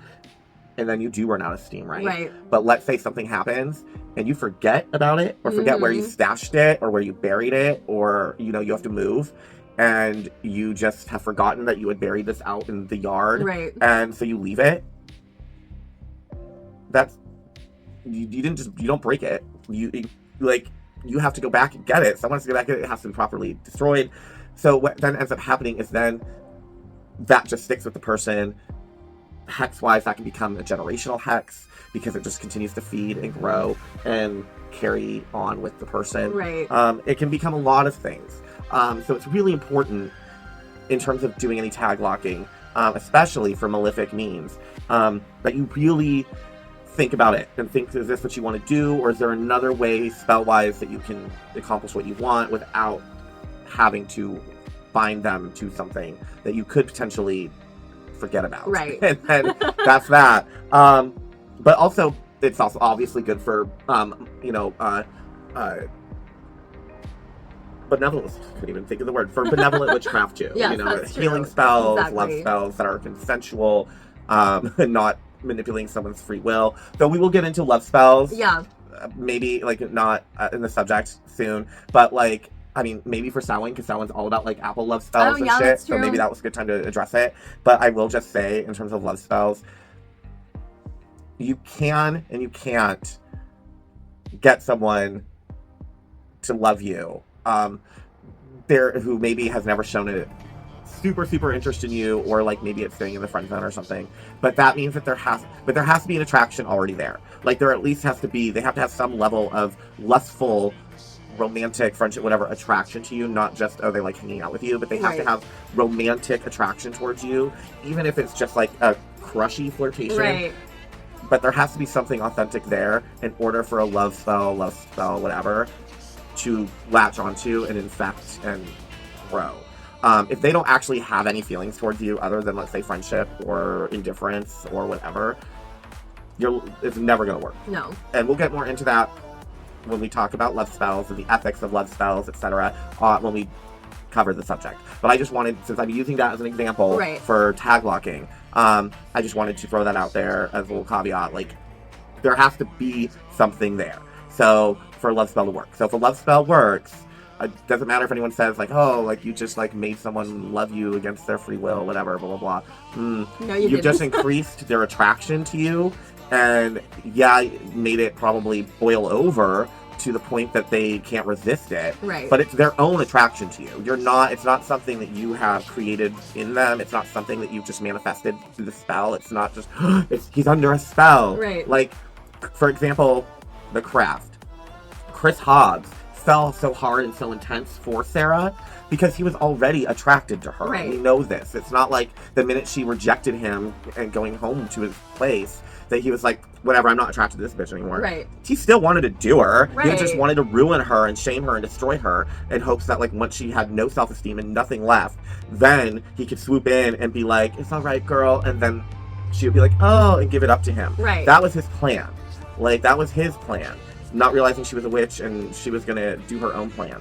But, like, the reason he fell so hard so fast was because there was already an attraction there. Yes.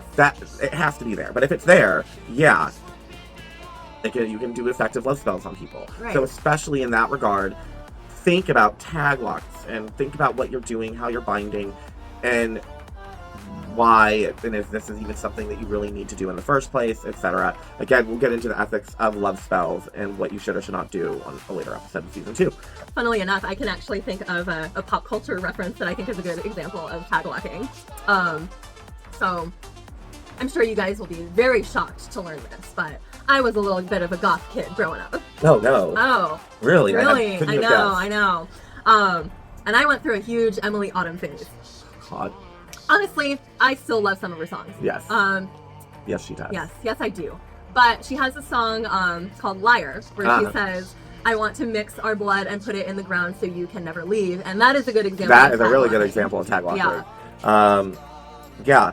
Have I, many times throughout my life. Luckily, there were all situations where the piece, it was more like one-off spells where it was all destroyed, burnt down, ashed, whatever. Yeah. So there was never, I would say that I've only ever done like 1 or 2 spells, tag lock spells, where it involved my own stuff. Like one that involved my own blood, and one that I did that involved some of my hair. Yeah. Oh wait, if yourself counts, I've definitely done it. Yeah, yes, yourself counts. Yeah. That's any tag lock magic. Yeah, just any sympathetic magic. I use my hair in spells all the time. So yes. What about spells with pictures of people? Have you ever done that? Have you ever, or yeah? Actually, I don't think I've ever used a picture of someone. I've done spells where I've written down their attributes, but I don't think I've done a physical picture spell. Right, of like a person, for whatever reason. Yeah. I've done a binding spell. My first grown-up spell.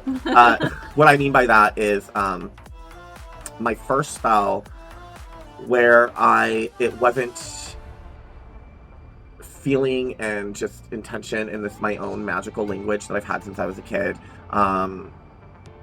But like where I actually like busted out the craft and like did a proper spell was in the 6th grade, and it was on a kid, and I did a binding on him. So I went and like, you know, got his picture with a disposable camera, and then went and I had Scotch tape. I remember it was Scotch tape, and I bound him, and at the end of it I stated what I wanted to have happen to him, which is I wanted him to be suspended for 30 days, and it worked. And like literally, so that was a Friday night. It was a Friday night because I was watching Unsolved Mysteries. And then I went to school Monday, and the kid got called to the principal's office, like halfway through the day. We had third period together. Third period, he got called to the office, and he didn't come back. The security guy came and got his backpack from the desk and fucking left. And everyone was like, oh my god, what happened? Of course everyone was like, did he die? Like, for some reason, everyone goes to, like, did they die? But I knew. Like, I was like, oh my god, I think it's my spell. Like, I think it's my spell. And sure enough, like, turns out, like, he, that morning, actually, broke into, where they sold the candy and shit, like the ASB, like they were like, we could walk up and like buy candy at lunch sometimes, stuff like that. He broke into that and like tried to like find the money, like which was not kept there, kept there. But like he broke into it, but he was caught breaking into it that morning, and so he fucking like, yeah, he got suspended, and he was out for 30 days. And so that was my first like grown-up spell, and that was tag locking. You know, that involved his picture, that involved tape, like, found him. I put it in my closet, up in a dark place, so it wouldn't be seen, it would be kept hidden. I never remembered it, though. Like, when we moved out of that house, I know it was still up there, wrapped up in tape. And I will say that throughout the 3 years of middle school, this kid got suspended a lot. He was just also a delinquent asshole. Right. But it was also, again, spells, magic, we've talked about, will find their way to make it happen. Yes. They will go through whatever means, whatever method, whatever inclination, urge a person, for example, if it's on a person, has to accomplish whatever your spell is. So it's like, your spell is for them to, like, I don't know, get a job at a really good restaurant because they're an amazing cook. You know, maybe your spell gets them into a car accident, and the car they hit or get hit by is like some really famous chef, right? And that famous chef is like, oh shit, blah blah blah blah, and your friend or your partner is like, holy shit, like, oh, it's so an honor to meet you, I'm a cook, blah blah blah. And yeah, it sucks, like, the car's been hit, insurance shit going on too, but now he's made a connection with this like super big restaurateur who is now like, hey, come to my restaurant on Thursday and let me make this up to you and cook in my kitchen, and then maybe from there a job happens, right? You know what I mean? Like, but the spell will find a way to make that happen, and maybe that's because the restaurateur hasn't learned his lesson about not being on his phone while driving. So the spell found a way to make that happen, you know. And same thing with this kid, like, I wanted him gone for at least a month because I just needed a breather because he would tease me all the time, all this shit. And I just wanted him, I didn't want anything bad to happen to him. And I didn't want to expel him. Like, I wasn't like that. Like, I wasn't like, I want him gone. Like, I would always just be like, I mean, I contemplated it. I was like, maybe I'll just have him expelled. I'll just curse him to be expelled. And then I was like, no, I should just like suspend him for like a month. But, you know, like, I was just like, I don't really want to do anything awful. You know, you gotta temper your banefulness sometimes. Exactly. You know? And so, of course, like, the spell worked fast, which was awesome. I still just can never get over how, like, quick and successful that shit was. But, like, he just, like, and it's interesting is when he came back to school and they're like, why did you do it? And he was like, I don't know. I just, like, I walked past it this morning and suddenly just got the urge to break into it. Like, and he, like, kicked the door in. Like, it was just, like, kind of, people were like, really, you took that risk? But, like, he did. Like, and I have no doubt because the spell was like, hey, you're a juvenile delinquent, like, temptation, like, I don't know why he thought they would have kept money in there, like, I remember it being like, it was like in a metal box with a key, and they would just carry it back and forth between once they closed it down, you know, so I have no idea. Maybe he was thinking, like, they usually used that same kind of a metal box to collect cash at, like, school plays and stuff. And dances, so, like, maybe he was, that's where his brain made that connection. Right, because that is where that shit would be sold, too. So it's like,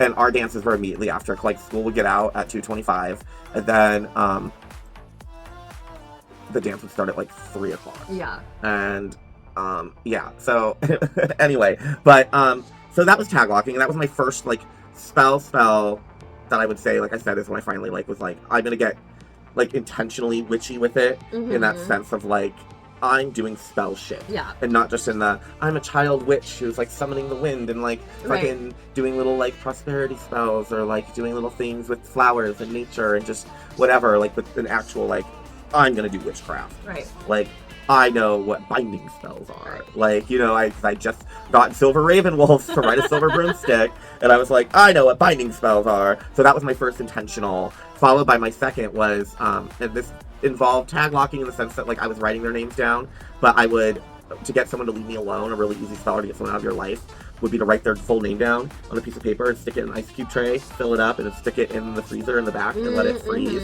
And as it freezes, like, it begins to remove them. You could also take a toothpick and write someone's full name in a block of butter, and then let the butter completely melt. And as it does over the coming days, it'll slowly melt them out of your life. And all these things have definitely worked. And that's still tag locking, but not in the same way where it's like you're getting something from them. You're just using, you're using their full name. Right. And someone's real name, their birth name, that's you know what? Thing. I have actually done that. The butter thing? Or the full name thing. Yeah, okay, yes. Actually for a benevolent purpose. When I was growing up, like my neighbors on my street, like it was an affordable housing complex, and it was only like 6 houses, so we all got like very close with each other. Yeah. And one of the families, they had a baby, and I can't remember exactly what happened. Maybe it was to do with like the baby was premature. But he had a situation when he was a little infant where he was very close to death. Like he was expected not to survive. So I, being my little witch self, I went up to my room and I wrote his name and specifically how I wanted him to pull through from his illness, and I burnt that, and he did survive and recover and become a very happy and healthy child. Oh, wonderful. Yeah.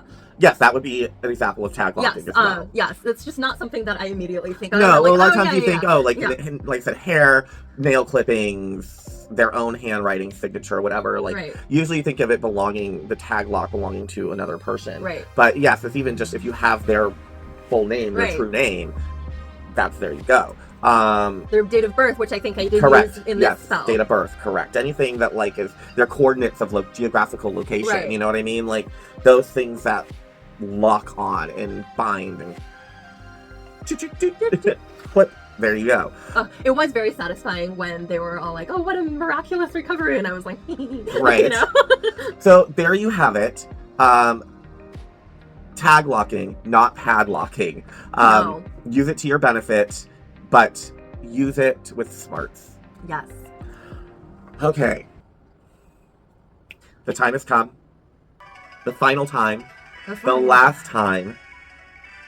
Where we fly through the crystal heavens and their crystalline mountains to appear before and come to the medieval castle of the Lord, to fly above the Tudor-style thatched cottages in the courtyard of God's kingdom, to once again, for the last and final time, join Chuck Smith Sr. and Carol Matriciana on the throne of paganism and despair for the Pagan Invasion!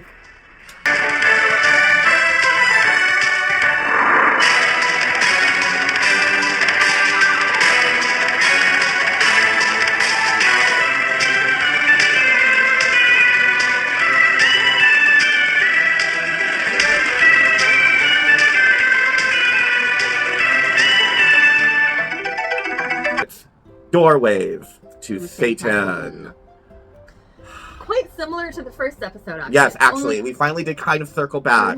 Only it was way more unhinged than the first episode. Oh, so unhinged. So unhinged. It was just straight up Jessica remembers, Jennifer remembers, whatever, satanic panic with headlines, talking with just absolute nut jobs who were like, I was raised in the 4th generation satanic coven of my family, and they talked about like the four forms, the 4 branches, groups, levels of Satanism. Yes. So there's the dabblers, which was like high schoolers sacrificing animals at the most, but mostly just like spray painting 666 on the walls and doing rituals out in the forest, whatever.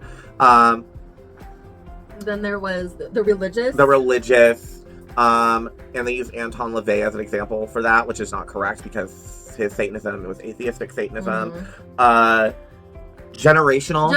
So there was yes. generational. Mm-hmm. This, of course, is you were born into it. This was straight up, this is the satanic panic shit. Like, I remember my parents and the neighbors all around me, and they all took turns peeing on me or jacking off on me, and then cutting off a chicken's head and pouring blood on me. So that's like the generational one. Yes.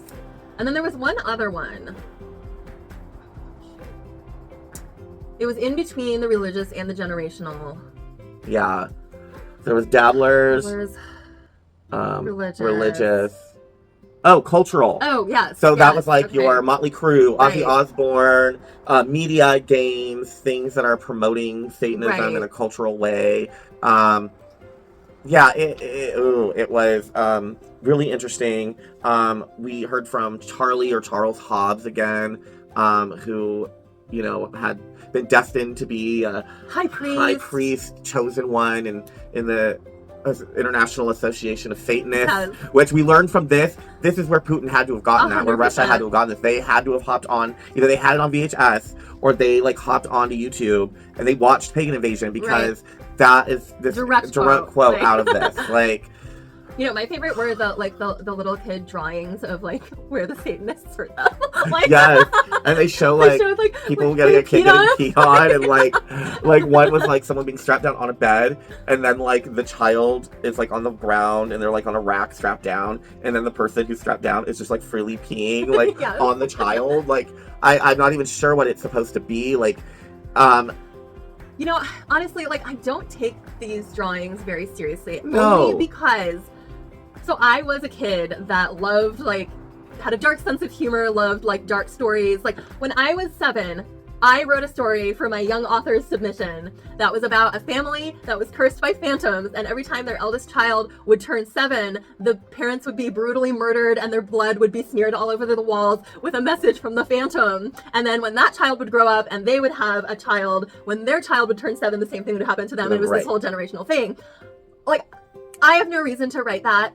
I was not. It's a wholesome story. Yes, I love it. Yes. But I feel like in these circles, like that would have been interpreted as like some of this was done to me. Oh, 1,000%. 1,000%. And no, I was just a little kid that liked to watch Dracula. Right. Like, and that's where all of this came from, is my own love for horror that was already growing at that time. You'd be like, and then the blood poured down on him, and I saw like blah blah blah. You were recounting a movie, right? But the detectives and the investigators and CPS and all this during this time, they're writing this down. Scholars are writing this down and being like, he or she is saying they witnessed this happening, and the kid is literally running off the plot of a movie, right? But because they don't have proper speech development and can't contextualize things very well, they're speaking about it in a way as if they had seen it. And a lot of that is what this is, and they know that. It's not that they don't know this; they know this. They just they use it to manipulate. Right. This last episode, Doorways to Satan, was mostly comprised of devil worship, the rise of Satanism, a documentary. I guess you. Carol Matriciana, starring Carol Matriciana by Jericho Films. Right. Most of the footage was from this documentary, from the height of like the mid-'80s satanic panic times. The only time we had any like now footage was when she was talking with Charlie or Charles Hobbs. It was just like, it was kind of a lazy episode, to be honest. Like, for their last one, like for episode 13, their last one in this 13-part series, volume set, and it was kind of like they dialed it in. Right. One thing that kind of stuck out to me, and it just did because I know that this is the way that Christians are, and it just pisses me off, is when Charlie Hobbs was describing like how he came out of Satanism. He was like, I got a tutor through school, and I went, and she's this old Christian lady, and she was like, Jesus loves you, blah, blah, blah, and I experienced Christ's love for the first time. Okay. I had never even known love before. Love wasn't something you were given, it was something you took. Right. To manipulate. Yeah.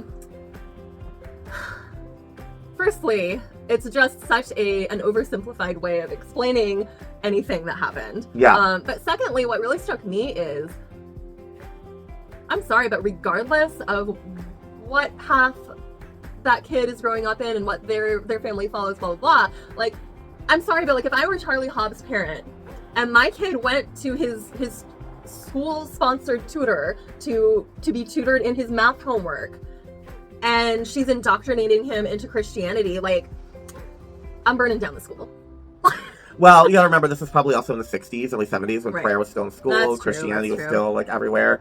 Also, imagine being his parents, though. Right. And imagine being the parents to so many of these people with these claims, and what that's like when you know, like, I'm not a Satanist, I never did anything, I'm like a normal person, I'm part of a union, I work at a steel mill or whatever, like, and like, and your kid is now a grown-up, and they're all over the media, like saying that you like allowed them to be raped, and or that you did it, right? And that they watched you kill people, and like so many of this shit was done to like parents and families, and I just am like, the fact that this machine, this evangelical machine, still to this day continues to perpetrate this type of like manipulation and abuse and destruction of families, because this satanic panic shit is happening again. Absolutely. Like I said, we told you, we literally sat through it. Yeah. Like sat through, which is what was a complete fabrication by someone at a barbecue that we were at, and I've heard it on TikTok, and I hear it on YouTube, and from the Christian talk and ex-witch talk. Yes. Like, they're spewing this shit that is complete fabrication that a lot of them got from watching this. Because like we told you, there are thousands of views on these videos, and it's not from us. Like, and it's not just from other people watching them to mock them. I mean, there are people who are, but there's a shit ton of people who are taking it seriously. And they're then spewing it as fact. And wording it in a way to even make it seem like, even if they're not actually saying, oh, I witnessed it, they word it and tell it in a way to make you question or think, well, maybe they're an authority because they actually lived it. Right. But of course, possible deniability legally, if that were to ever come up, they'd be like, well, I didn't say that. Right. Like, clearly, but the way it's worded is done in a way that makes the viewer, who maybe is young and doesn't know any better, think that this shit actually happened and is real because the TikToker they're watching lived it. Right. Even though they didn't. No. So, I mean, as we were watching this episode, the first thing that we said as we were kind of absorbing this was, oh, I bet that guy that we talked to at the social function watched this, and that's where he's getting this crazy story that he was telling. Yeah, because like two different things that he had said to us at the barbecue were then direct quotes from this. Yes. So like, I think he watched it. I do. Absolutely. I think he obsessively watched it. I think that he then just retained the satanic panic shit and then spit it out as garbage, saying that it was his story in his life, and it just fucked up. It was not. Anyway, glad we're done with it. Oh, yes. Never have to listen to the theme again, never have to watch it again, never have to listen to Chuck and Carol talk again, or have to hear them talk again. No. Don't have to sit through this again. Finally done with the Pagan invasion. Yay. We already have plans in motion of what we're going to fill this slot with. Very exciting. Yes. I know it's going to be very much the opposite of Pagan invasion. Yes. Something fun. Yes. So we're very much excited for that. And that will kick off perhaps the Samhain episode, honestly. Yeah. Maybe not, because I do kind of want to keep the tradition of not doing the serial viewing thing on the Sabbath episodes. Yeah. But maybe so because of what it is. Yeah. So you're like, what? That's right. What? Stay tuned. Exactly. You'll have to just keep watching and putting up with our shenanigans. All right.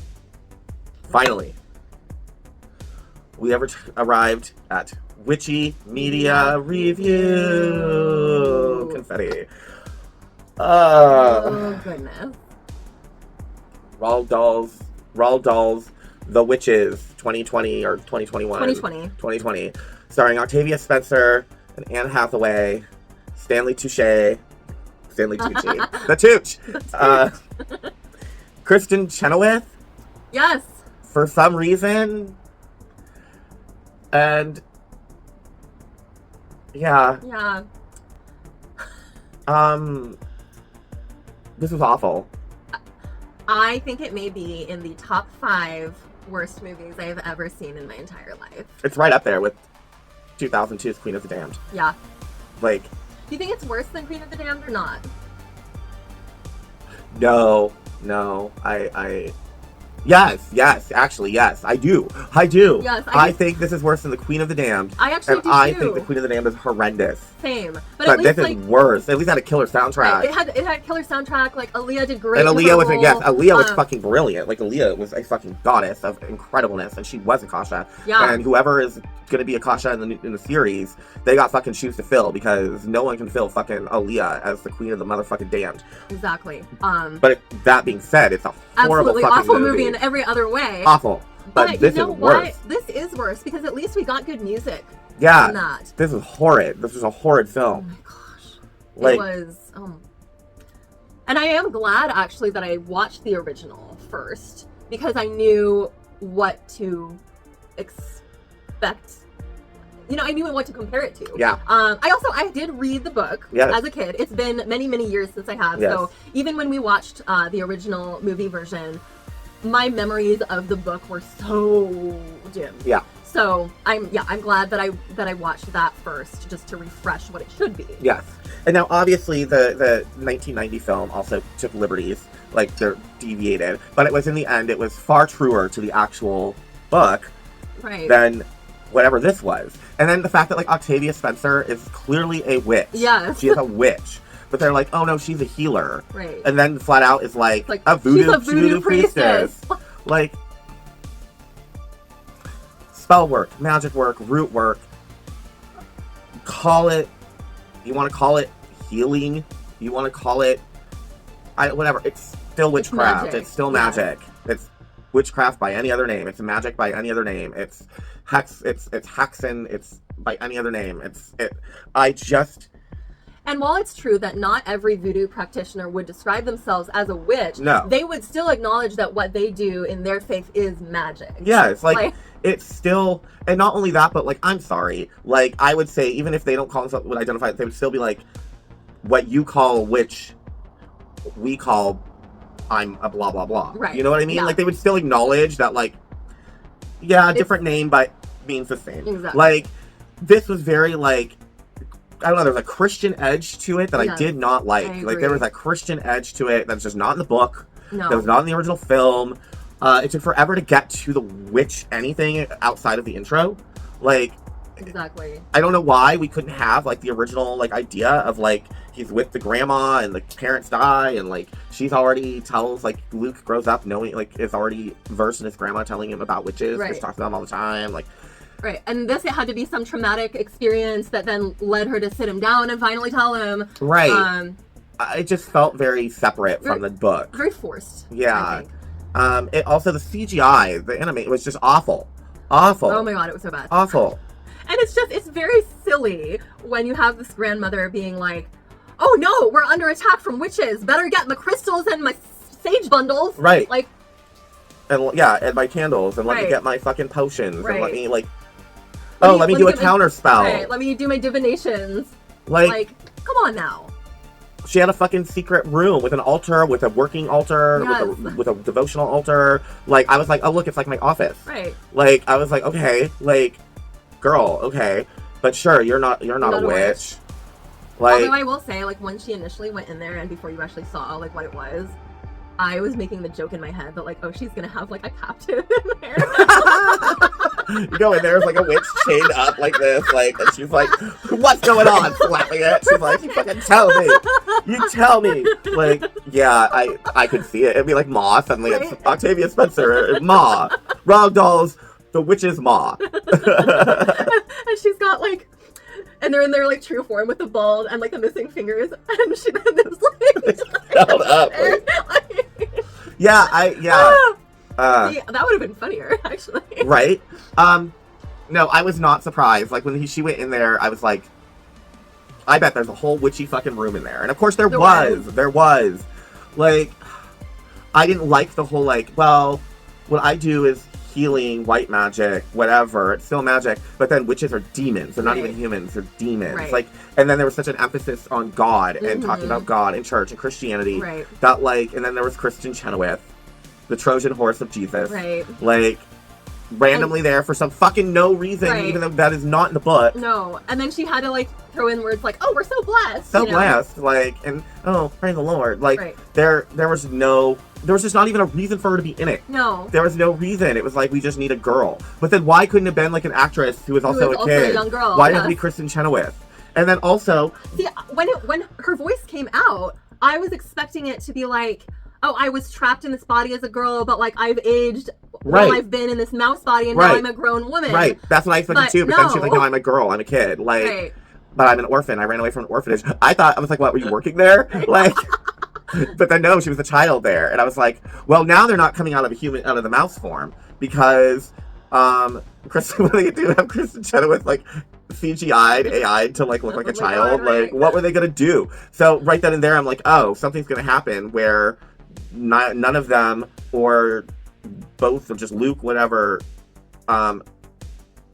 ends up not being a mouse. Right. Like they're all gonna be mice. Oh, you know what would have been the funniest though is if it was like a child actress, but then she would open her mouth and Kristen Chenoweth would come out. That was the only other way like that you could do it. Like it just, and of course, like that's what happens is they don't get turned back. No. And they actually want to be a mouse. Yes. Bruno's parents don't want him. No. Which, what?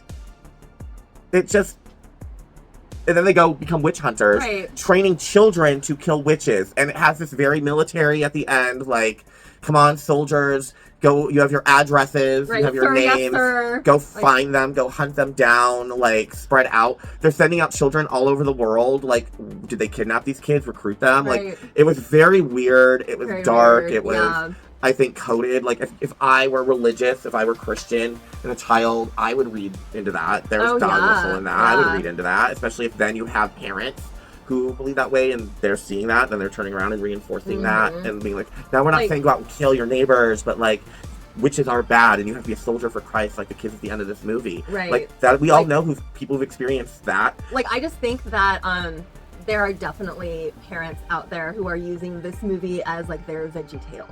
Yes. You know? And of course it would be this one probably, and not even the original, not the good one. It would be this one, because the OG one doesn't have that same message. Yeah. Yes, they say that they're going to take the money, and him and his grandma are going to go find all the witches around the world and turn them into mice, but there isn't this like army, military, warrior for Christ talk of God and shit over and over again as in this film. Right. I mean, at the end, they literally have an RV where they have painted a picture of every witch that they've killed on the side of the vehicle. Yeah, witch hunters on an Airstream, and then it's how many witches they've clocked,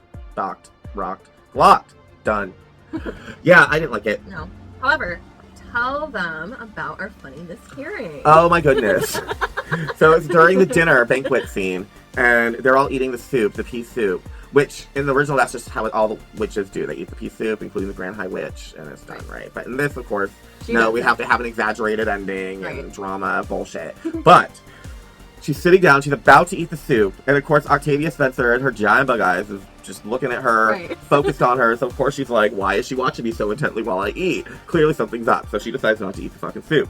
She stands up in the middle of this dining room with just like normal people in it as well, and she's like, blue, and like sends the table to the side with her magic, with her telekinesis, and then she goes marching, blah, blah, blah, blah, blah, marching down. She gets up to Octavia Spencer. She sticks out her hand and she points at her and she whispers something. Now, I am going to tell you what she actually says, which is, she goes, pigtails, as in the hair, pigtails. Because she had an interaction with her as years children, ago as a child when she was wearing seeing her pigtails. with pigtails, yes. What I hear is she points out Octavia Spencer. Hold on. Oh, we're dying. Okay. I can do this. Woo! Okay. She walks up, she points out Octavia Spencer, and I hear her say, fuck! Alright, I hear her say, big titties. Like, whispers it, big titties. And then Octavia Spencer's like, pardon me? And I fully expected her to say, again, big titties. But then she goes, pigtails. And I go, oh, that's what she said. And Evanne was like, what? And I go, and that's what I then tell her. I thought she walked up to her and said, big titties. So see, that was magic. I heard big titties as well, but then the second time that she said it, I still heard big titties. And so I turned to you, I was like, what did she say? Yes, and I was like, pigtails. I was like, oh. Yeah, so we have been, ever since the scene, we've been laughing so hard that we are quite literally shedding tears.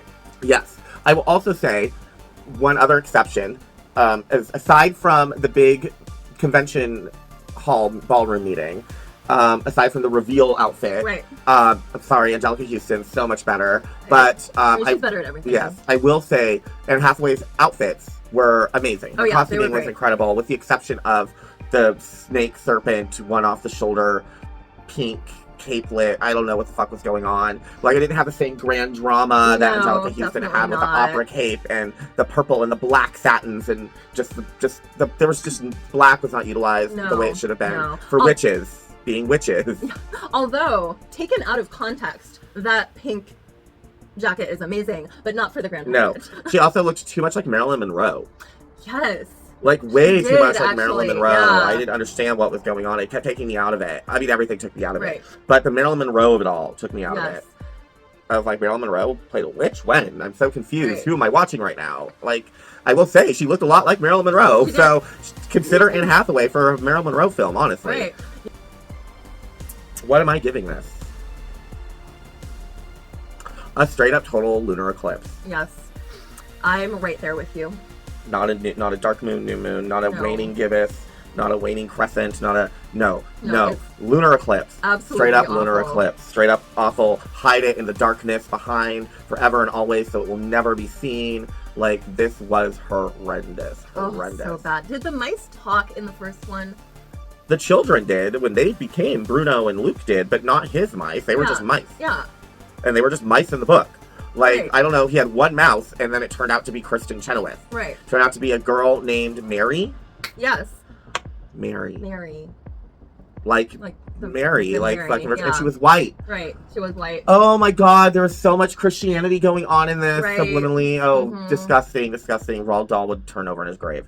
I don't know what the fuck this was. I know. But it was so gross. And then, like, the first 20 minutes of it had nothing to even do with it. No, like, it was about, like, his journey of grief, getting over his parents' death. Yes. And settling into life with his grandmother, which, frankly, I think I would have rather watched a movie about that than this. Yeah. It was awful. Yeah, it was really, really bad. Except for big titties. Big titties! Yeah, it was great. Yeah. All right. I think we're going to be quoting that for the rest of our lives. Probably. There you have it. Our last Witchy Media review of the season, going out the way we came in. Roald Dahl's The Witches, this time the 2020 version. Don't see it with your friends or anybody else. Yeah. So, if anything, just watch that one scene and let us know if you hear what we hear. Yes. Do you hear what we hear? Big titties, accusations all around. There are big titties to be found. Octavia Spencer's titties are to be found. All right, we're stupid. That's it. We are. That's the season finale. Season 1, done in the can of Spelling the Heka-tea with Marcus and Evanne. Obviously, as always, thank you for joining us. We hope that you come back. We hope that you continue to follow us and be with us. Next episode is season 1, episode 2, the Samhain special. The official Samhain special, because the first one was not really a special. It was just a get to know us. Yeah, it was a getting to know you, getting to know all about you. You know what? I love that we have invested enough time and energy and effort into the show that now we are free to be our stupid selves. Yes. So please come back, join us.